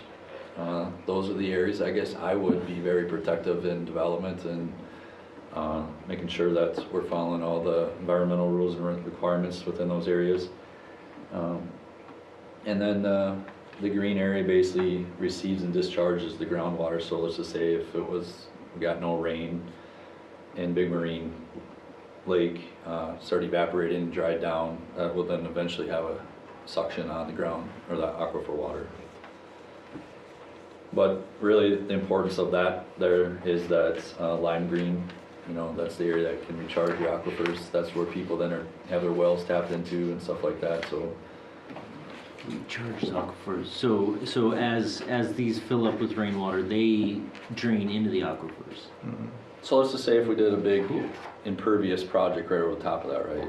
That'd be bad. You prohibit water going down in through that area that's been identified as areas that are able to recharge aquifers, and thus you probably then created a watershed with some contaminant flow coming off of it. Then that eventually plugs that surface drainage. How do they determine that, Ryan? There's so much info that's been done through the USGS, and DNR has been involved. Some of this goes back a long time, with just all the wellhead protection plans that are required, and then the groundwater models that have been created. There is a groundwater model that was created, part of the whole White Bear Lake lawsuit that has been very expanded over time, and, you know, something way beyond I would ever be involved in, but. So as stuff like that has happened and technology has advanced, this stuff somewhat has become to the level you can map it like that. I know in Forest Lake, because the technology has advanced since their last wellhead protection plan around one well area, they were able to shrink their wellhead protection plan, or their DWISMA, or a protected drinking water area, because of additional groundwater modeling that was completed, which I guess, you know, obviously it saves money because it's less area they have to study every 10 years then, but moving forward. But really, I don't see much change in the water supply other than complying with, you know, what's about to come with the north, east groundwater management area. I don't see us doing a large municipal system. Can I ask you one quick question about this map? Is there a way to change from, like Goose Lake, for instance, is under the disconnected from the regional groundwater system? Is there a way to change that? No, it's all based on science. Just is it? Well, but I It's mean, all the layers on the aquifers, right? So okay, yeah, you probably got this body of water here, but a confining layer below it. okay. So there's And rocks. then you got, something. you know, as you come down here, you obviously got fracture Yeah. in those confining layers, why you got the lime green. Okay, And then you go through the other aquifers that exist. Some areas you got the Fig, the Franconia and Iron Gainesville, and Okay. then you got another confining layer, by theory that it's not broken. mm-hmm. Then you got Jordan Prairie du Chien is your major one up here. Then theory, you have a confining layer, then you have the Fig. Okay, They've renamed that one, I can't remember what that new name is, but that's all been, those are maps that I could Google right now and show you what those layers look like, and Okay. confining layers and names of the aquifers, and okay, and then the deepest one, the Mount Simon. But there's a moratorium on that one. That's because they're, you know, reserving that for drinking water. Forest Lake's wells are actually in that. Their future wells will not be unless they can prove they can't sustain water supply up higher. okay. There is potential talk that some of the communities in the 3M thing will tap in to the Mount Simon because it's well below all the contamination issues up here. It's much deeper. The Zavro well goes into Mount Simon. Yeah, it's like, I don't know, it's like 300 feet deep or something. And it's The one shallower that- over here. Dave, but I think also in answer to your question, if you look up there, this is earlier in that where there are maps of the watershed districts. Okay, If you look at Goose Lake and that line that's just to the west of Goose Lake, what page is that on? page 11, Okay, this probably drains to the St. Croix ultimately, instead of, you know, feeding an aquifer, where Yeah, Comfort Lake, okay. Forest Lake, and where it's Carnelian Marine St. Croix. yeah, If you probably looked at the original St. Croix, it probably has a different break line, okay. where, you know, everything really for the far eastern part of the community is not going into recharging that aquifer, it's going out to the St. Croix. Yeah, okay. See, Ryan, do you know what it means when, like where I live, we had to get a 4x8 well, a double cased well? Because we had to go down through a certain aquifer we couldn't pull from. Just It's keep pretty standard. common along the river. I remember them saying there's an aquifer we couldn't pull water out of, so we had to get below that. That's why we had a double cased well. You're probably getting to better protected water if you're Okay. down by the river, because in theory, all the aquifers in this area flow into the St. Croix River. Okay. So that's why a lot of our argument was like, why are we even in the northwest management area, ground, what do I refer to it as again?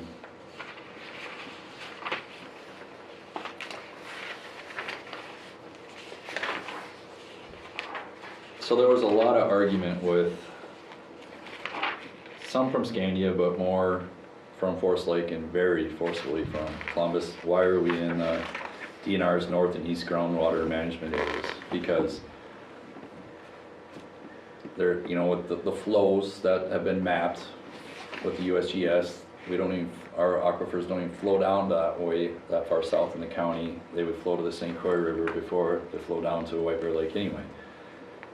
And it really goes back to several studies beforehand that the USGS really just used the county border, because it doesn't go north of Scandia, right? In Forest Lakes, wells were on the Mount Simon, so they weren't even in the aquifer of concern, and the Prairie du Chien, Jordan isn't even probably an aquifer they'll be able to use because it's fractured so much that it's not going to sustain the water in that area, so they'd have to go a little deeper anyways. And then Columbus pumps, what was it, like 100,000 gallons a year? You Not know? very much. They just serve that one little area. Yeah, so they're like, why are we even in all this? And, but nobody would give an answer to all of us communities up here, and May Township's in it. They have no public water. So it's Stillwater Township. Marines in it, you know, so, Okay. No, you never get an answer though. right. So it's, you know, that's just a point to bring up, you know, Yeah. really how did the border get defined, and really it comes down to the county line. Well, and also because if there's gonna be a solution for White Bear Lake, there might be an expensive solution, and I think there's some agency desire to spread it around as much as possible. That's Oh. another theory. That's the theory I've heard. That's really what I have for wastewater and water supply. Obviously, there's gonna be more moving components with the wastewater than the water supply, unless, you know, policy and development drive something differently in the next 10 years. Mm-hmm. It's good info, it's interesting, Yeah, it is interesting. and I can see the frustration and ramifications on how it affects us. We're kind of in a tough spot. Chris was at a lot of those meetings and heard it and watched Columbus pretty vocally. But Is there any action that needs to happen from us on this? there's probably some things that I just need to touch base with Neil on for accuracy, and then whether we do want to add some stuff that's never been added before, such as, you know, I bring up, you know, we got in the wastewater, we don't mention right now the private wastewater treatment systems like T-Gabo. I think that'd be pertinent to just outline and Yeah. bring up. I know Wildwood Acres has a community water system. And I don't know, They have community septic. both, Where's the And- Wildwood Acres? just west of West here of the with the school. curb and gutter development, Oh, okay. southwest of the school or Yeah. adjacent to the school. Yeah, I think we should add those, I think, definitely think we should get those added. I think I have it's, just yeah. because I think they're probably a part of the solution. Sure, yeah, that type of thing is part of the So like that's a solution. development that has the piping in, right? I'm just, you know, long-term, if Right, things started filling okay. in density, Yeah, you would be able to connect because they have the piping in. yeah, Obviously, you don't want to take over a private system until all maintenance is dealt with. 'Cause yeah, I just say that because a lot of these smaller communities that have had these community systems come in privately, sometimes they come at some point like, we can't afford to maintain this, we don't know how to maintain this, we don't have the resources, we want this to become public. yeah. And then sometimes, if they get their votes, you know, they just need 3 votes, right? And then it becomes a public system. So that has happened in the past, in some other places throughout the state, so it's things to be conscious That about. development, I don't know what they call it, it's right off of Meadowbrook in 97, what do they call that? Nature's Nature's walk. That, they're all individual septic systems and wells? There's no community's septic system? Okay. But that one would have been That would have been a good candidate. ideal for Yeah. having Yeah, a community system. yeah, that would have been, yeah, you could put a big giant system there in that whole, like, Where were open you? space just south Where of were you? 97. It's working. He would have loved to have designed it. Okay. So, next, implementation, is that what we have next? Yeah. So initially, the implementation plan, or traditionally, it almost was just a listing of the different official controls in the city that can be used to implement the plan. We talk about zoning, subdivision controls, the CIP is in here. You know, and it's, you know, again, it used to almost be an afterthought in a lot of comprehensive plans. So one of the things that we wanted to do this time around is really kind of make this a more important part of the plan, and so we developed these action plan worksheets for you. And what it is an attempt to tie back into the goals that we worked so hard to develop and create very specific action items that would keep us moving forward in implementing the plan. It would almost be anticipated that these action plans almost function like a CIP, where you're reviewing them, maybe not annually, but biannually, or you know, at a shorter period of time than you normally review a comprehensive plan, and just, you know, look at what do you need to do to meet these specific goals. So Neil came up with the idea that we should pass these out to the Planning Commission and give you the opportunity to fill in the action steps. I mean, Neil and I could do it, but I think it's really more important that you as a community, that you have ownership of this, and that this is a good place to do it. So I think we got responses from 2 commissioners? Actually 3, 3? and then I added some just Okay. because we had started after you and I had Yeah. discussed it before we decided to throw it off, so. Yeah, that's- I was hoping to get some examples on these before I sent anything. I was a little confused even with your explanation, but we can talk about it now. Say that again. We can talk about it now. I was starting to go through and jot down some notes at my house, and I thought, well, I don't really know, I don't understand, so I'm glad we're talking about it. So should we go through each what are we calling the bold things? Are we calling them the goals or objectives? What is our official? These are the goals. Goals, okay. So, you know, if you look, for example, just at the front page of the water resources, the goals are the top one, and then we have different policies. Some of these policies can convert to action steps or be narrowed or screened down a little bit to be action steps, but Okay. really we're looking at the overall goal. Okay. So you see a lot in here about updating the zoning map, reviewing Yeah. the zoning ordinance, and those are, I mean, that's really important. We've changed some things in this plan, looking at some different things, and so making sure the zoning ordinance is in line with those is going to be really important, and that's a step after that you get the plan approved. But there's some other things that you might want to do or think about doing.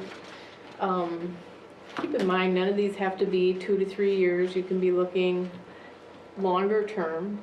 You know, updating the zoning ordinance is probably within the next 2 to 3 years. Technically, it's 9 months, but that's pretty hard to get done, so it's Last usually- time it took about 2 years. Yeah, so usually, 2 years. But, there's other things that may go out a little further. That may be the next step, If we update the zoning ordinance to create more flexibility for businesses, maybe a longer action plan is develop a loan program or something like that. I'm just throwing stuff out the top. Or Yeah. a new community septic system. Or Right. Right. Right, yeah, hooking up to the interceptor in Forest Lake. So those may be long-term goals. And again, that's why the idea behind this is more frequently reviewed and updated, so you can check it off, move it on. Some will always be on here, zoning code enforcement and Sure. building code, or, just regular code enforcement. Yeah. Okay. Okay, so how should we go through this? Now, are all of the goals that are spelled out in the comp plan as it's currently written on here? Yes. All the goals are on here, okay. Yes. So, and what about the, because I don't have paper copies of the policies that we've discussed. So do we have that, because as you said, many of the policies should be converted into action items, and maybe you've already done that. Have you done that already? We have not. Okay. I mean, I wanted to give you a chance, we wanted to give you a chance to look at these and Okay. kind of formulate those. We Okay. can fill in some as Okay. we go. Okay. So should we just go through each individual goal and talk about any action plans that are there, and then any additional items that we should add? Sure, that Okay. works for me. Here's the appeal. Okay. There's a lot of them though. Yeah, there's a lot. I mean, I don't know if you want to think Yeah, more we- about these and provide feedback to Neil, or, Is there something that you could do like one group of them to kind of get everybody in the mode of doing it, Yeah. and then they can Yeah. go I do like it that. later?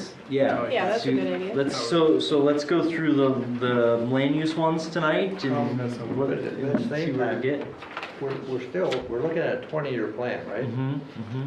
I mean, it seems to me some of the things we talked about earlier are 4 years away. Yeah.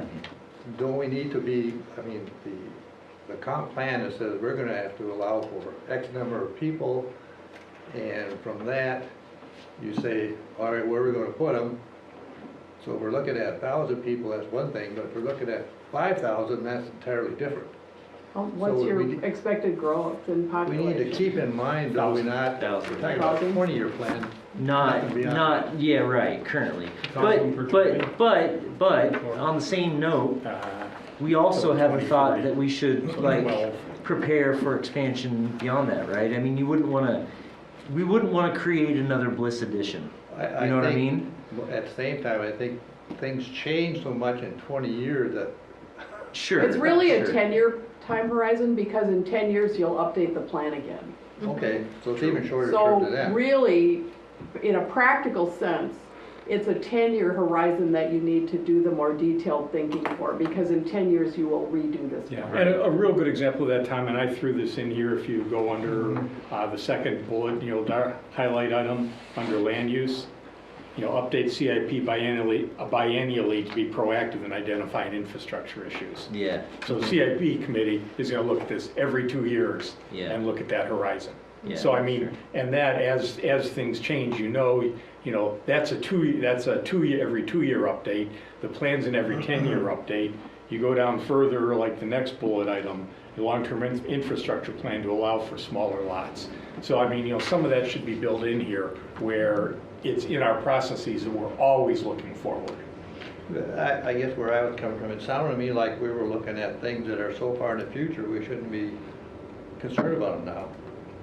That things we are constantly updating and getting more information and be able to address them at this point. Well, yeah, but I think you've gotta think about what you're gonna be doing in 50 years. I mean, I mean, that's gotta be, I mean, I realize we're not gonna like say, well, in 50 years there might be some houses over here, so maybe we should set aside land for a septic system. Okay, maybe you don't do that, but maybe when you think about it, you say, well, in 50 years there might be a development here, so maybe we should, create roadways. Since we're gonna put a roadway here, let's think about designing this roadway so that it could expand in the future. Right? I mean, there's no reason to not consider the possibility of future expansion just because we're only looking at a 10 or 20-year timeline.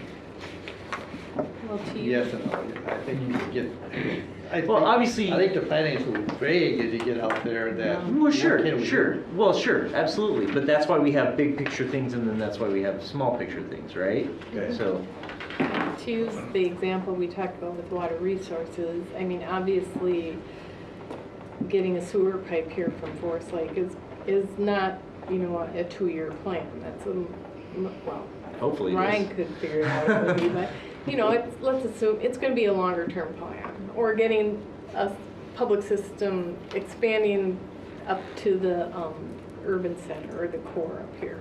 Might be a longer range plan. But you wanna start thinking about that now, sizing pipes appropriately. Right. Where is it going to go? And so you do, even though it's long range, you do need to think about how you're going to accomplish that incrementally, or you end up with the 4-inch pipes Right, so let's put in an 8-inch pipe just in case something crazy happens and somebody builds a condo complex or something. So a shorter term action plan for something like that might be to do that study. What capacity do we need, where can we get it? So can we go through a few of these goals and then Yeah. schedule and comments and kind of figure out what you are looking for from? Yeah, and I would really almost prefer that you focus on the actual action steps. I think, you know, Yeah, I think I timeline. think we can, we don't need to Neil worry and about I that. can like That's look what I was at confused. Yeah, what's a reasonable timeline, which things Yeah. should be there, and who's in charge of it? some of these other things are, you know, we don't even have to have those in there. It just is sort of a format I started using and kind of carried through. But it also identifies, you know, does it need to be the watershed district? Do we need to get the Met Council involved? Those are kind of things we can look at. Okay. All right, so first one, preserve rural agricultural character of Scandia through zoning regulations, ordinances, and site design standards. This is, by the way, and Jane, you'll remember this as part of the comp plan. This was like the top thing that people talked about was rural character. Yeah. Yeah. So, in agriculture and rural character were the top things people wanted to say. So, first one, provide an ongoing code enforcement for the city. That's Neil, that's ongoing. We can skip over that, I guess. Update zoning map to preserve open spaces, arable land, and large lots. Any thoughts on that? Yes, I mean, that's, to me, obvious, yes. Okay, I mean, that's ongoing, kind of, yeah. that's why we're here. Although updating the zoning map, as we said, No. that's actually more. Yeah, I mean, this is a specific zoning study, I think, if you're really gonna decide if there's some parts of the city you're gonna preserve in very large lots, that's a zoning study. Okay, and what is it, can you explain what a zoning study would be a little bit? Well, it would start with looking at maps, identifying where you've got large parcel sizes now. Which of those might be a priority for some reason or another because of the natural resources there or whatever reason. But it would really be a sort of a mapping look at where do you have large parcels now, where do you want to keep them in the future, and then thinking about what your tools would be for doing that. You Yeah. know, is it zoning those so that the minimum lot size is 40 acres? Yeah. Is it, Yeah. I can't imagine what that would do, like how filled this room would be. yeah? Purchasing the property might not, I mean, that might be an easier solution. Well, but there's other things besides zoning. You know, there's Grants to put it into a protected no, land. not necessarily grants, but there's like, for instance, you can do you can incentivize building on smaller lots with community septic systems. So say you have a 60-acre farm and you want to preserve that farm, but the homeowner wants to develop it. Well, you can say, well, I'll tell you what, you can develop 5 houses on 10 acres with a community solar system or septic system. Septic system. If you put, so maybe 5 houses or 10 houses or something. I'm just throwing stuff out there.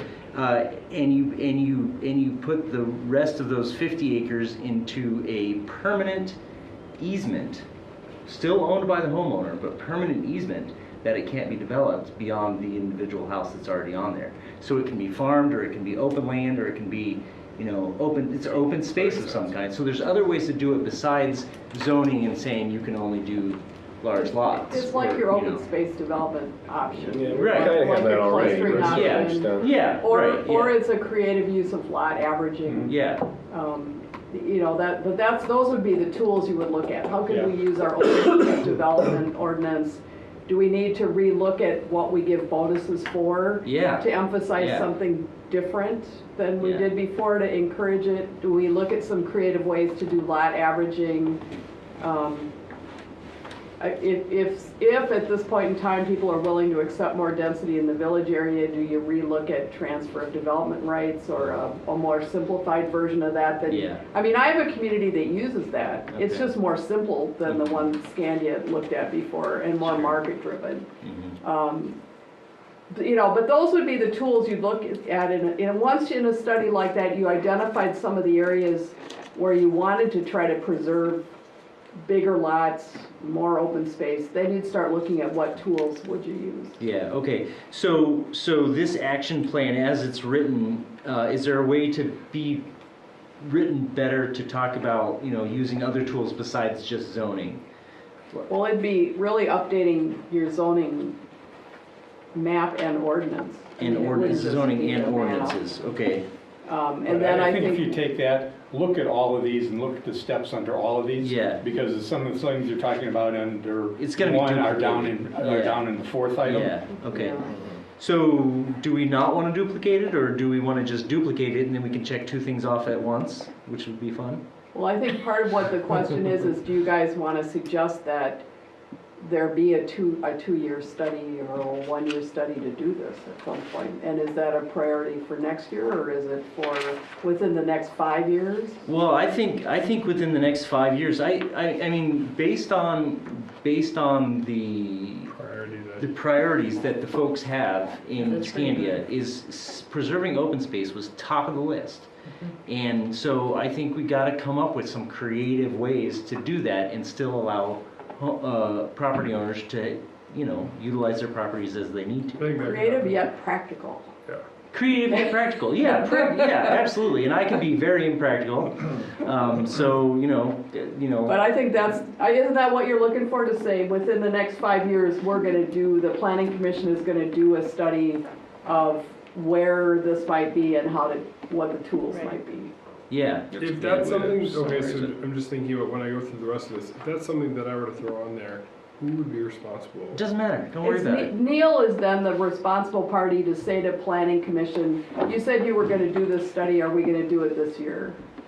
But I mean, is that study done by the 5 of us, or do Yeah. we But you can pull in your planner, your hire a consultant? engineer, you could hire a consultant, you could do whatever. I mean, you could say to the council, this is what we think we need to do for this study, and we think we need to hire somebody to help us out with it. Got it. Yeah. So that's part of First, I have a question.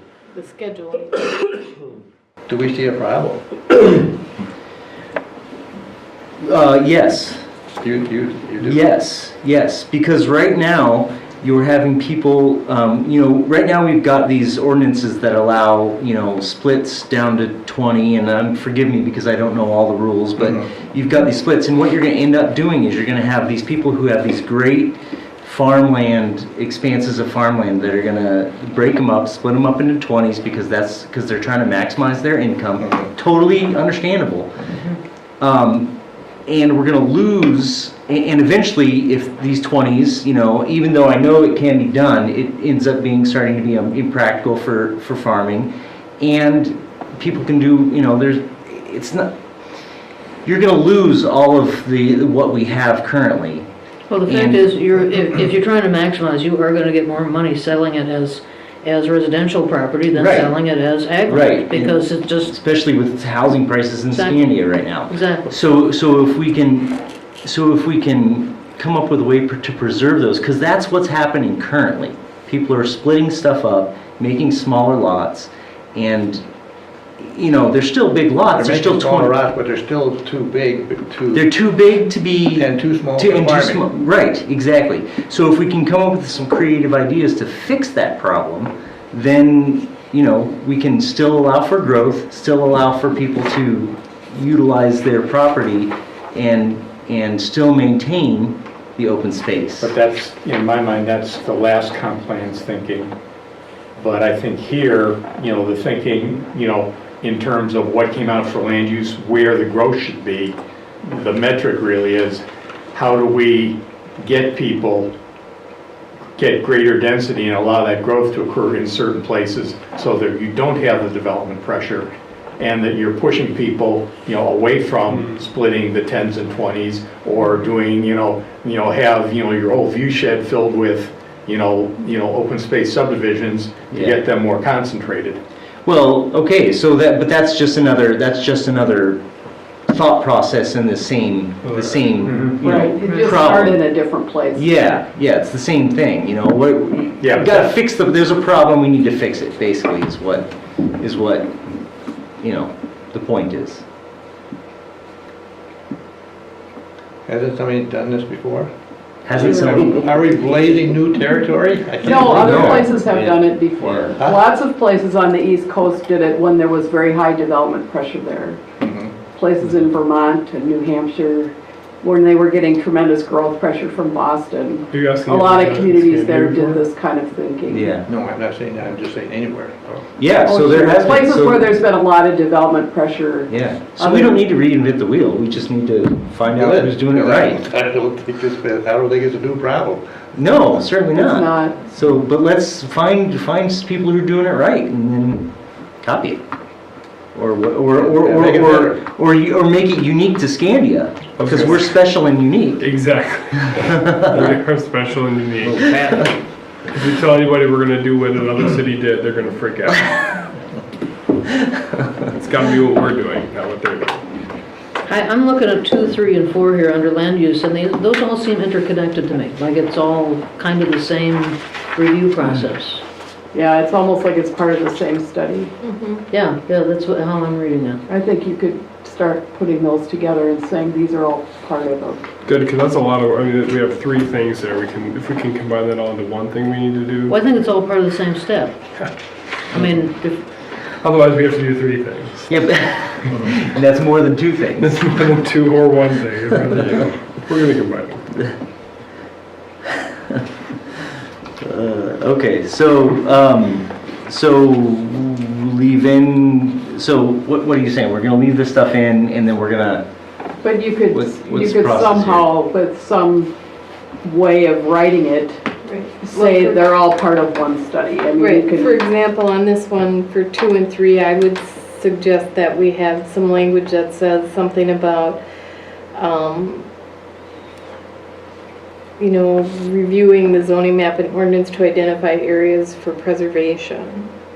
And, or make it bigger than that, do a comprehensive study of the zoning map to identify areas for agricultural preservation. And as part of that study, then we define what do we want to include in that.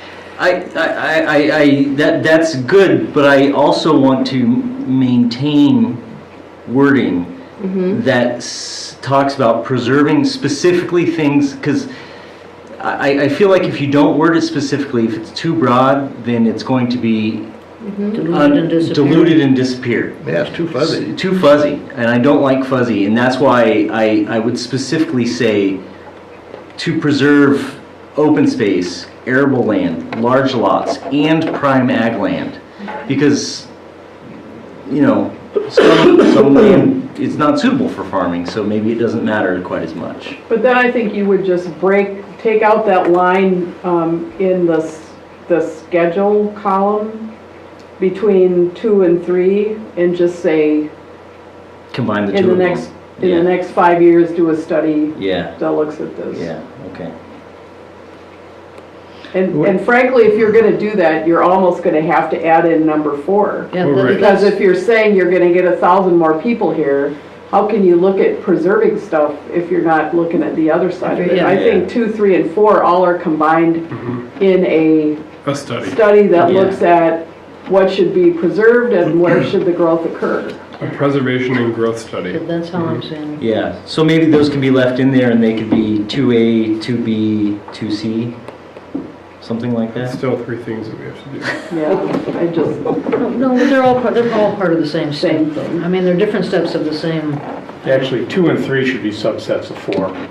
I mean, the real goal is to provide for greater density, to focus growth away from prime ag I land. don't know if you'd agree yeah, with that. so I would do it I that mean, way. that's, I- because if you don't make that statement, what you're gonna have is that 1,000 people, I think, that Jane looked at it in terms of what it would use up, and it would basically use up 60% of the farmland. If you let farmland just develop the way it is Right, now, and that's the problem, Tom. 60% of the Yeah. farmland's Yeah. gone. So So the we real need- focus So is, basically, we want to channel density into specific areas so that we can preserve open space. And that is Right. if you can get people to drive all the way up to Scandia to buy a 1-acre lot.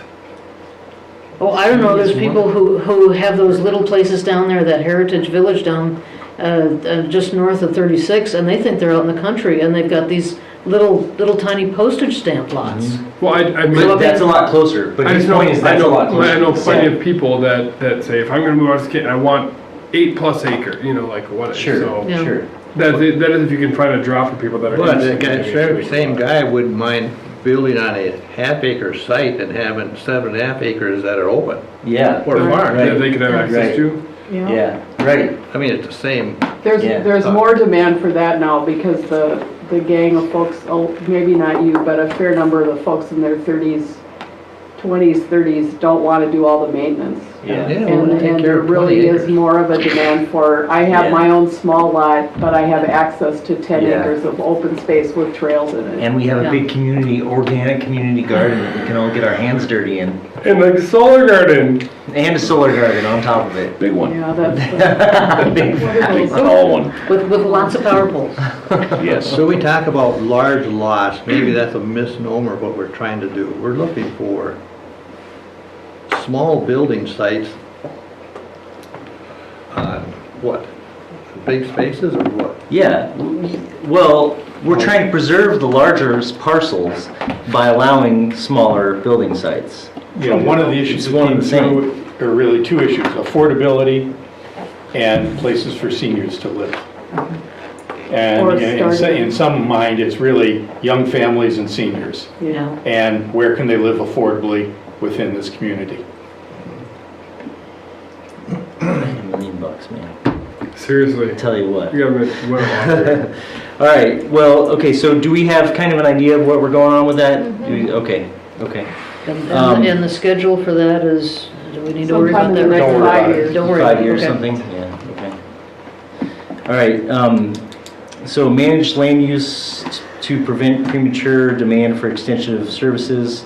So first thing is identify growth focus areas with zoning that's in conjunction with the above. Yeah. And then number 2 is update capital improvement plan biannually to be proactive. Okay. Any comments, thoughts? That seems both good to me. Well, the capital improvement plan is an ongoing thing. Yeah, And it's- yeah.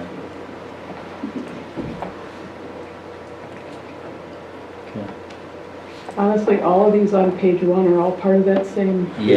Yeah, they are. Yeah, yeah, It could all be kind of lumped together, yeah, okay, 'cause we've talked about all of them already. yeah.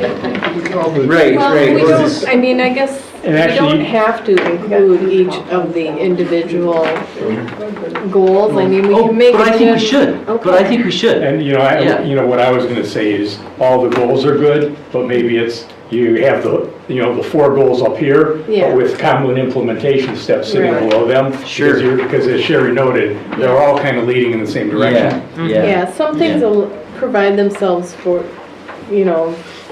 some things are gonna roll together, but like if you flip the page over and we're talking about aggregate resources, I mean, that those stand alone better.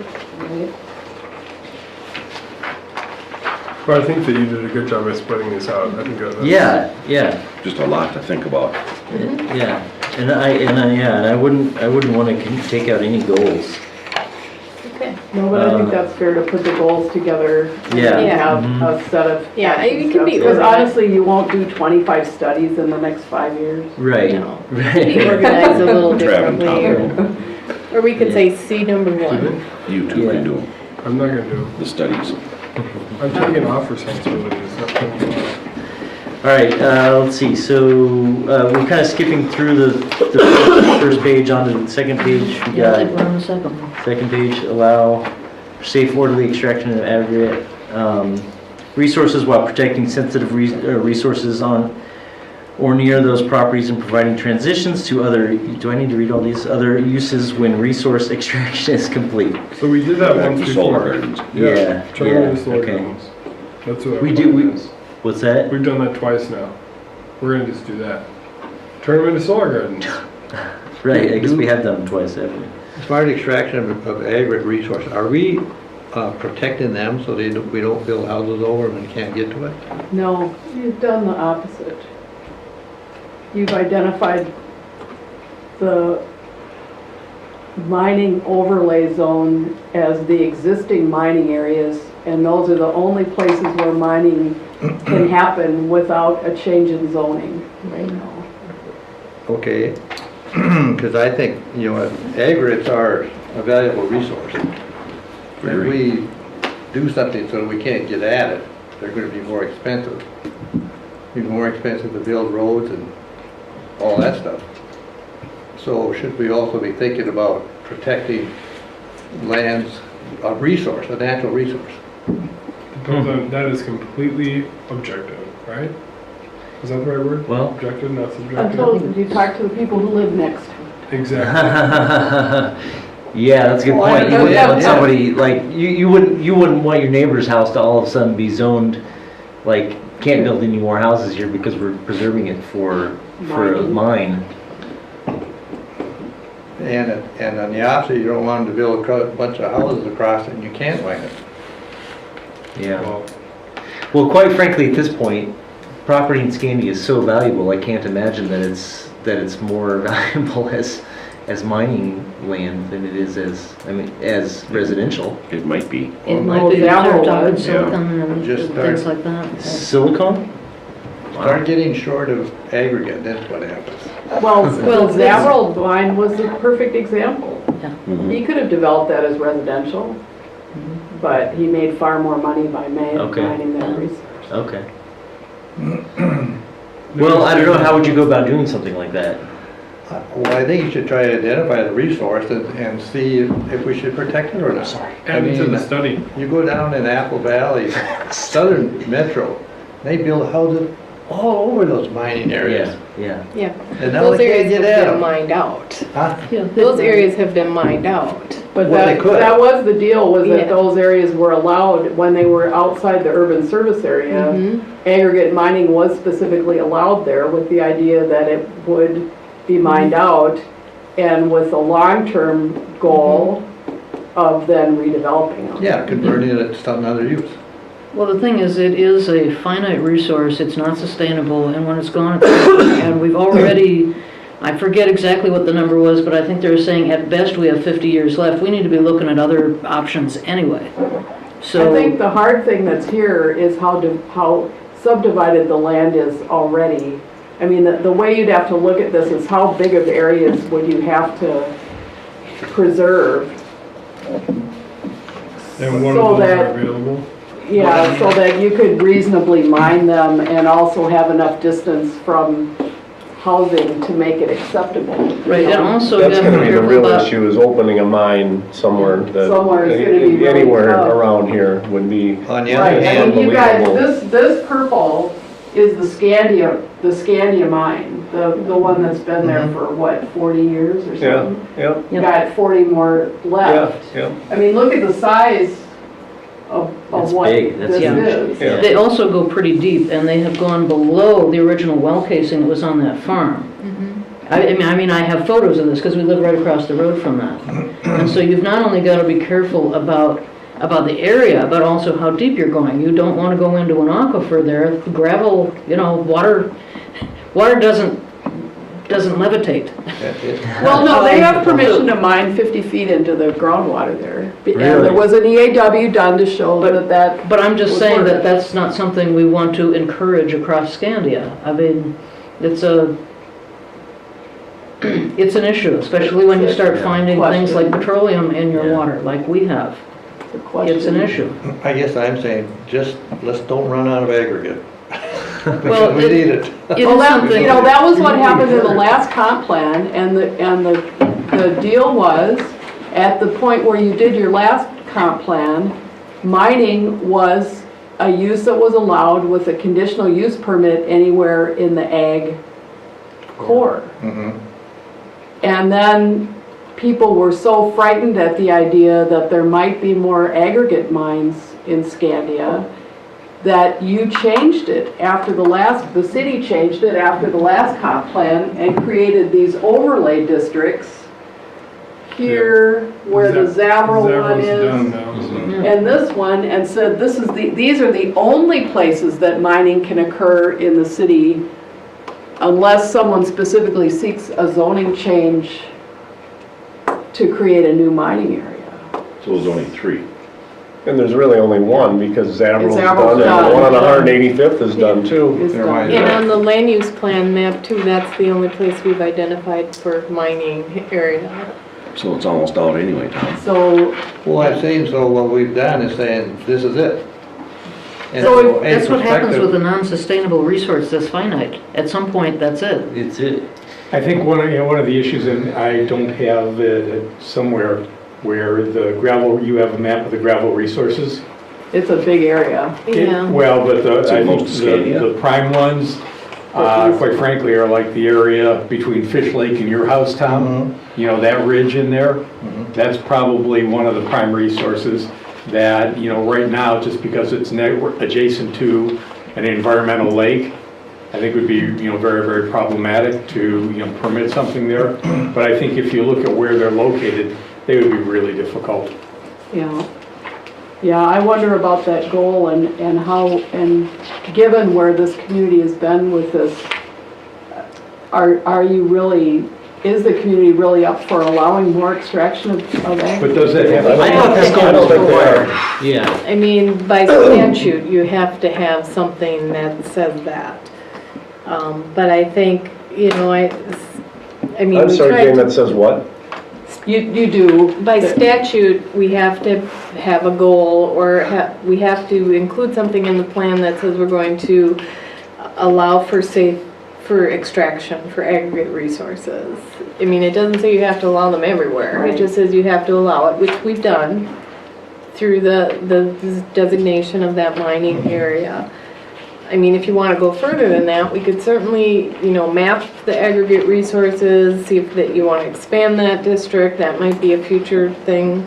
I think I you quite would frankly need a don't have the lot of stomach for that. community You would. background. I mean, I think the question for this one is, do you just, is your action step is just to maintain the current mining area? I think So I that, think Is the using- requirement that you say allow for safe and orderly, or just require that extraction is safe and So orderly? you have to allow. You have to allow for it, because the Met Council has done a lot of studies about aggregate resource in the metro and is very worried about it running out.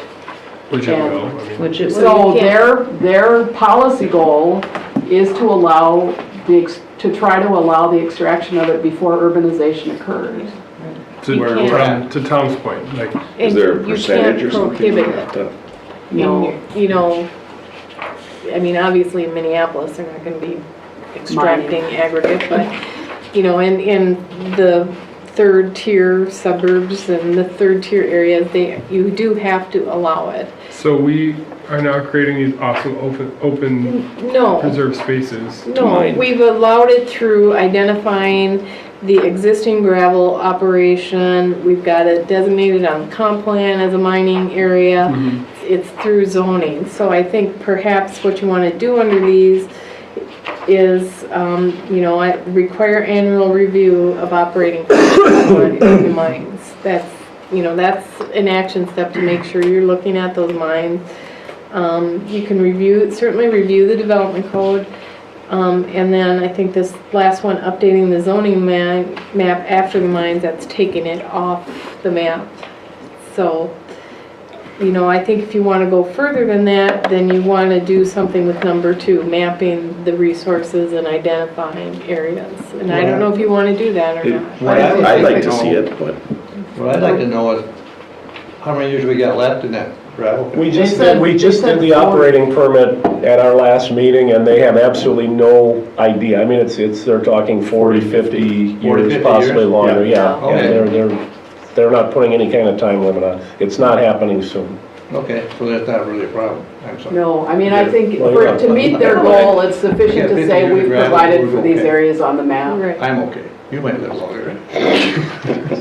not the light he leads. So can we take off protect our aggregate resource to meet our future needs? No, Can we- yeah. No. Can't take No, that off? we That's- can take That's that what they've been act, saying. But all you Oh, need to I do thought the is, goal was good we can enough. take the action step. Okay, yeah. yeah, That's what I'm saying, take the action step off. no, it has to be the, No, just the action step. The goal is good enough. Yeah. right. Yeah. We're allowed, yeah, the goal meets the Okay. Met Council's requirements. The action step to protect the aggregate can be removed. Okay, take off action step 2. Are we in agreement for that, or is that? Oh, yeah. I mean, I'm fine with it. Okay, no votes, okay. Fine with that. Okay, so we remove number 2, officially.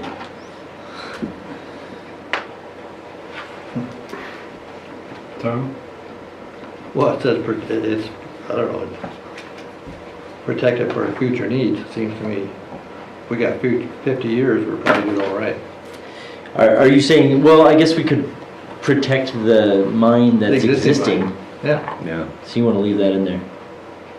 I mean, I agree with Tom, I see his point, but I It's think. probably permitting, or permit continuation of existing mining activity or something like Yeah. that. Rather than Okay, protect, it's okay, permit the continuation of current mining activity. There you Okay. go. satisfied with that? As long as it's safe and Okay. orderly. Yeah, all right. So we'll change that from protect to permit existing.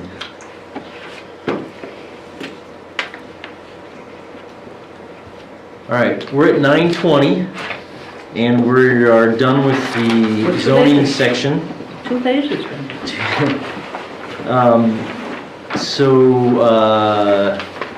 I'm thinking we should Give me comments. get your comment, Yep. go through this some more and get more comments. Right. Okay, so the advice that I'll just give you, just what I was doing, is I was just spitballing. I was just saying, these are ideas for action items that I have that relate to these particular goals.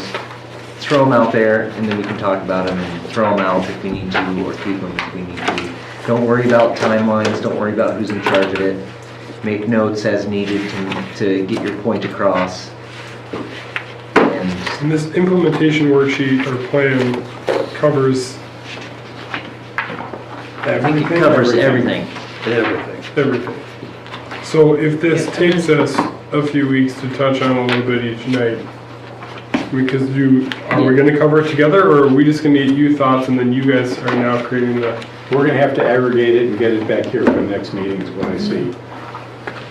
So we'll have to go through the So, rest yeah, of I it. mean, you know, the sooner you can turn it around, a couple weeks. Yeah, I think maybe if we do that, and then maybe if Neil and I go through it, we try to refine it a little bit. Is Yeah, that- so we're not doing it in the okay. last couple Okay. days. And I'm gonna Yeah. focus on those objectives underneath the goal. Underneath the goal, not necessarily anything else. The goals you don't have to worry about. The goals are Not the based goal, on the our objectives, established, what we've developed on the steps comp plan under it. already. And what Yeah, we're the action looking for plans. is. It's action plan, I'm not Yeah. gonna worry about this. Action items, I should say. Action items. Worry about these.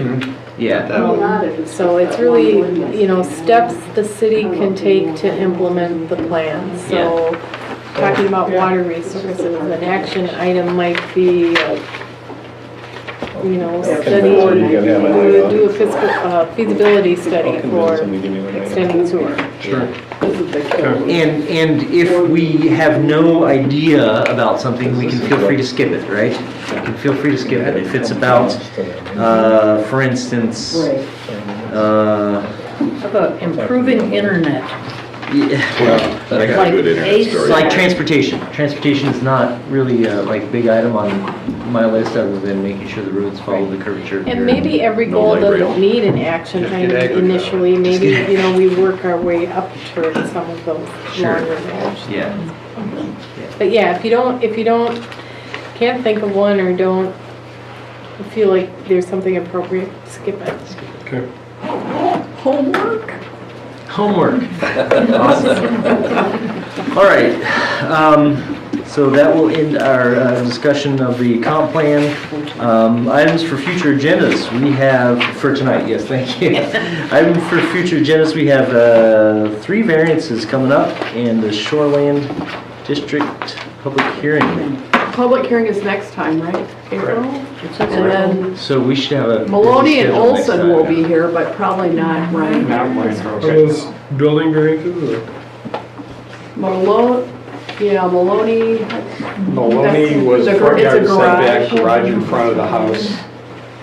Olson is a premature fill within the wetland setback area. Oopsies. He's Another one of those, huh? asking for Another one of those. forgiveness rather than permission. Oh. And then, Reinhardt? yeah, And No. Reinhardt is not coming yet. They're gonna go to Bowser first to try to get something, so they'll be in the future. Okay. How did the Olson one come up? Who Complaint? found it? Did someone complain to you about it? No, actually, I saw it after we, because, Oh, you. actually, the Realtor called, and I had told the Realtor he needed to get a wetland delineation. And then, right when we did our inspection at Tiller Mine, pulling out, all of a sudden, There it was. there's a road there, there's a driveway there, and it's like, wait a minute, you know, I'd had this conversation with the Realtor a month ago to do the delineation. So, Oh, boy. All right. Hope he takes it well. Sounds like fun. All right, well, yeah. Next meeting is April 3rd. Move to adjourn. Second. All those in favor? Aye. Aye. All right. All right.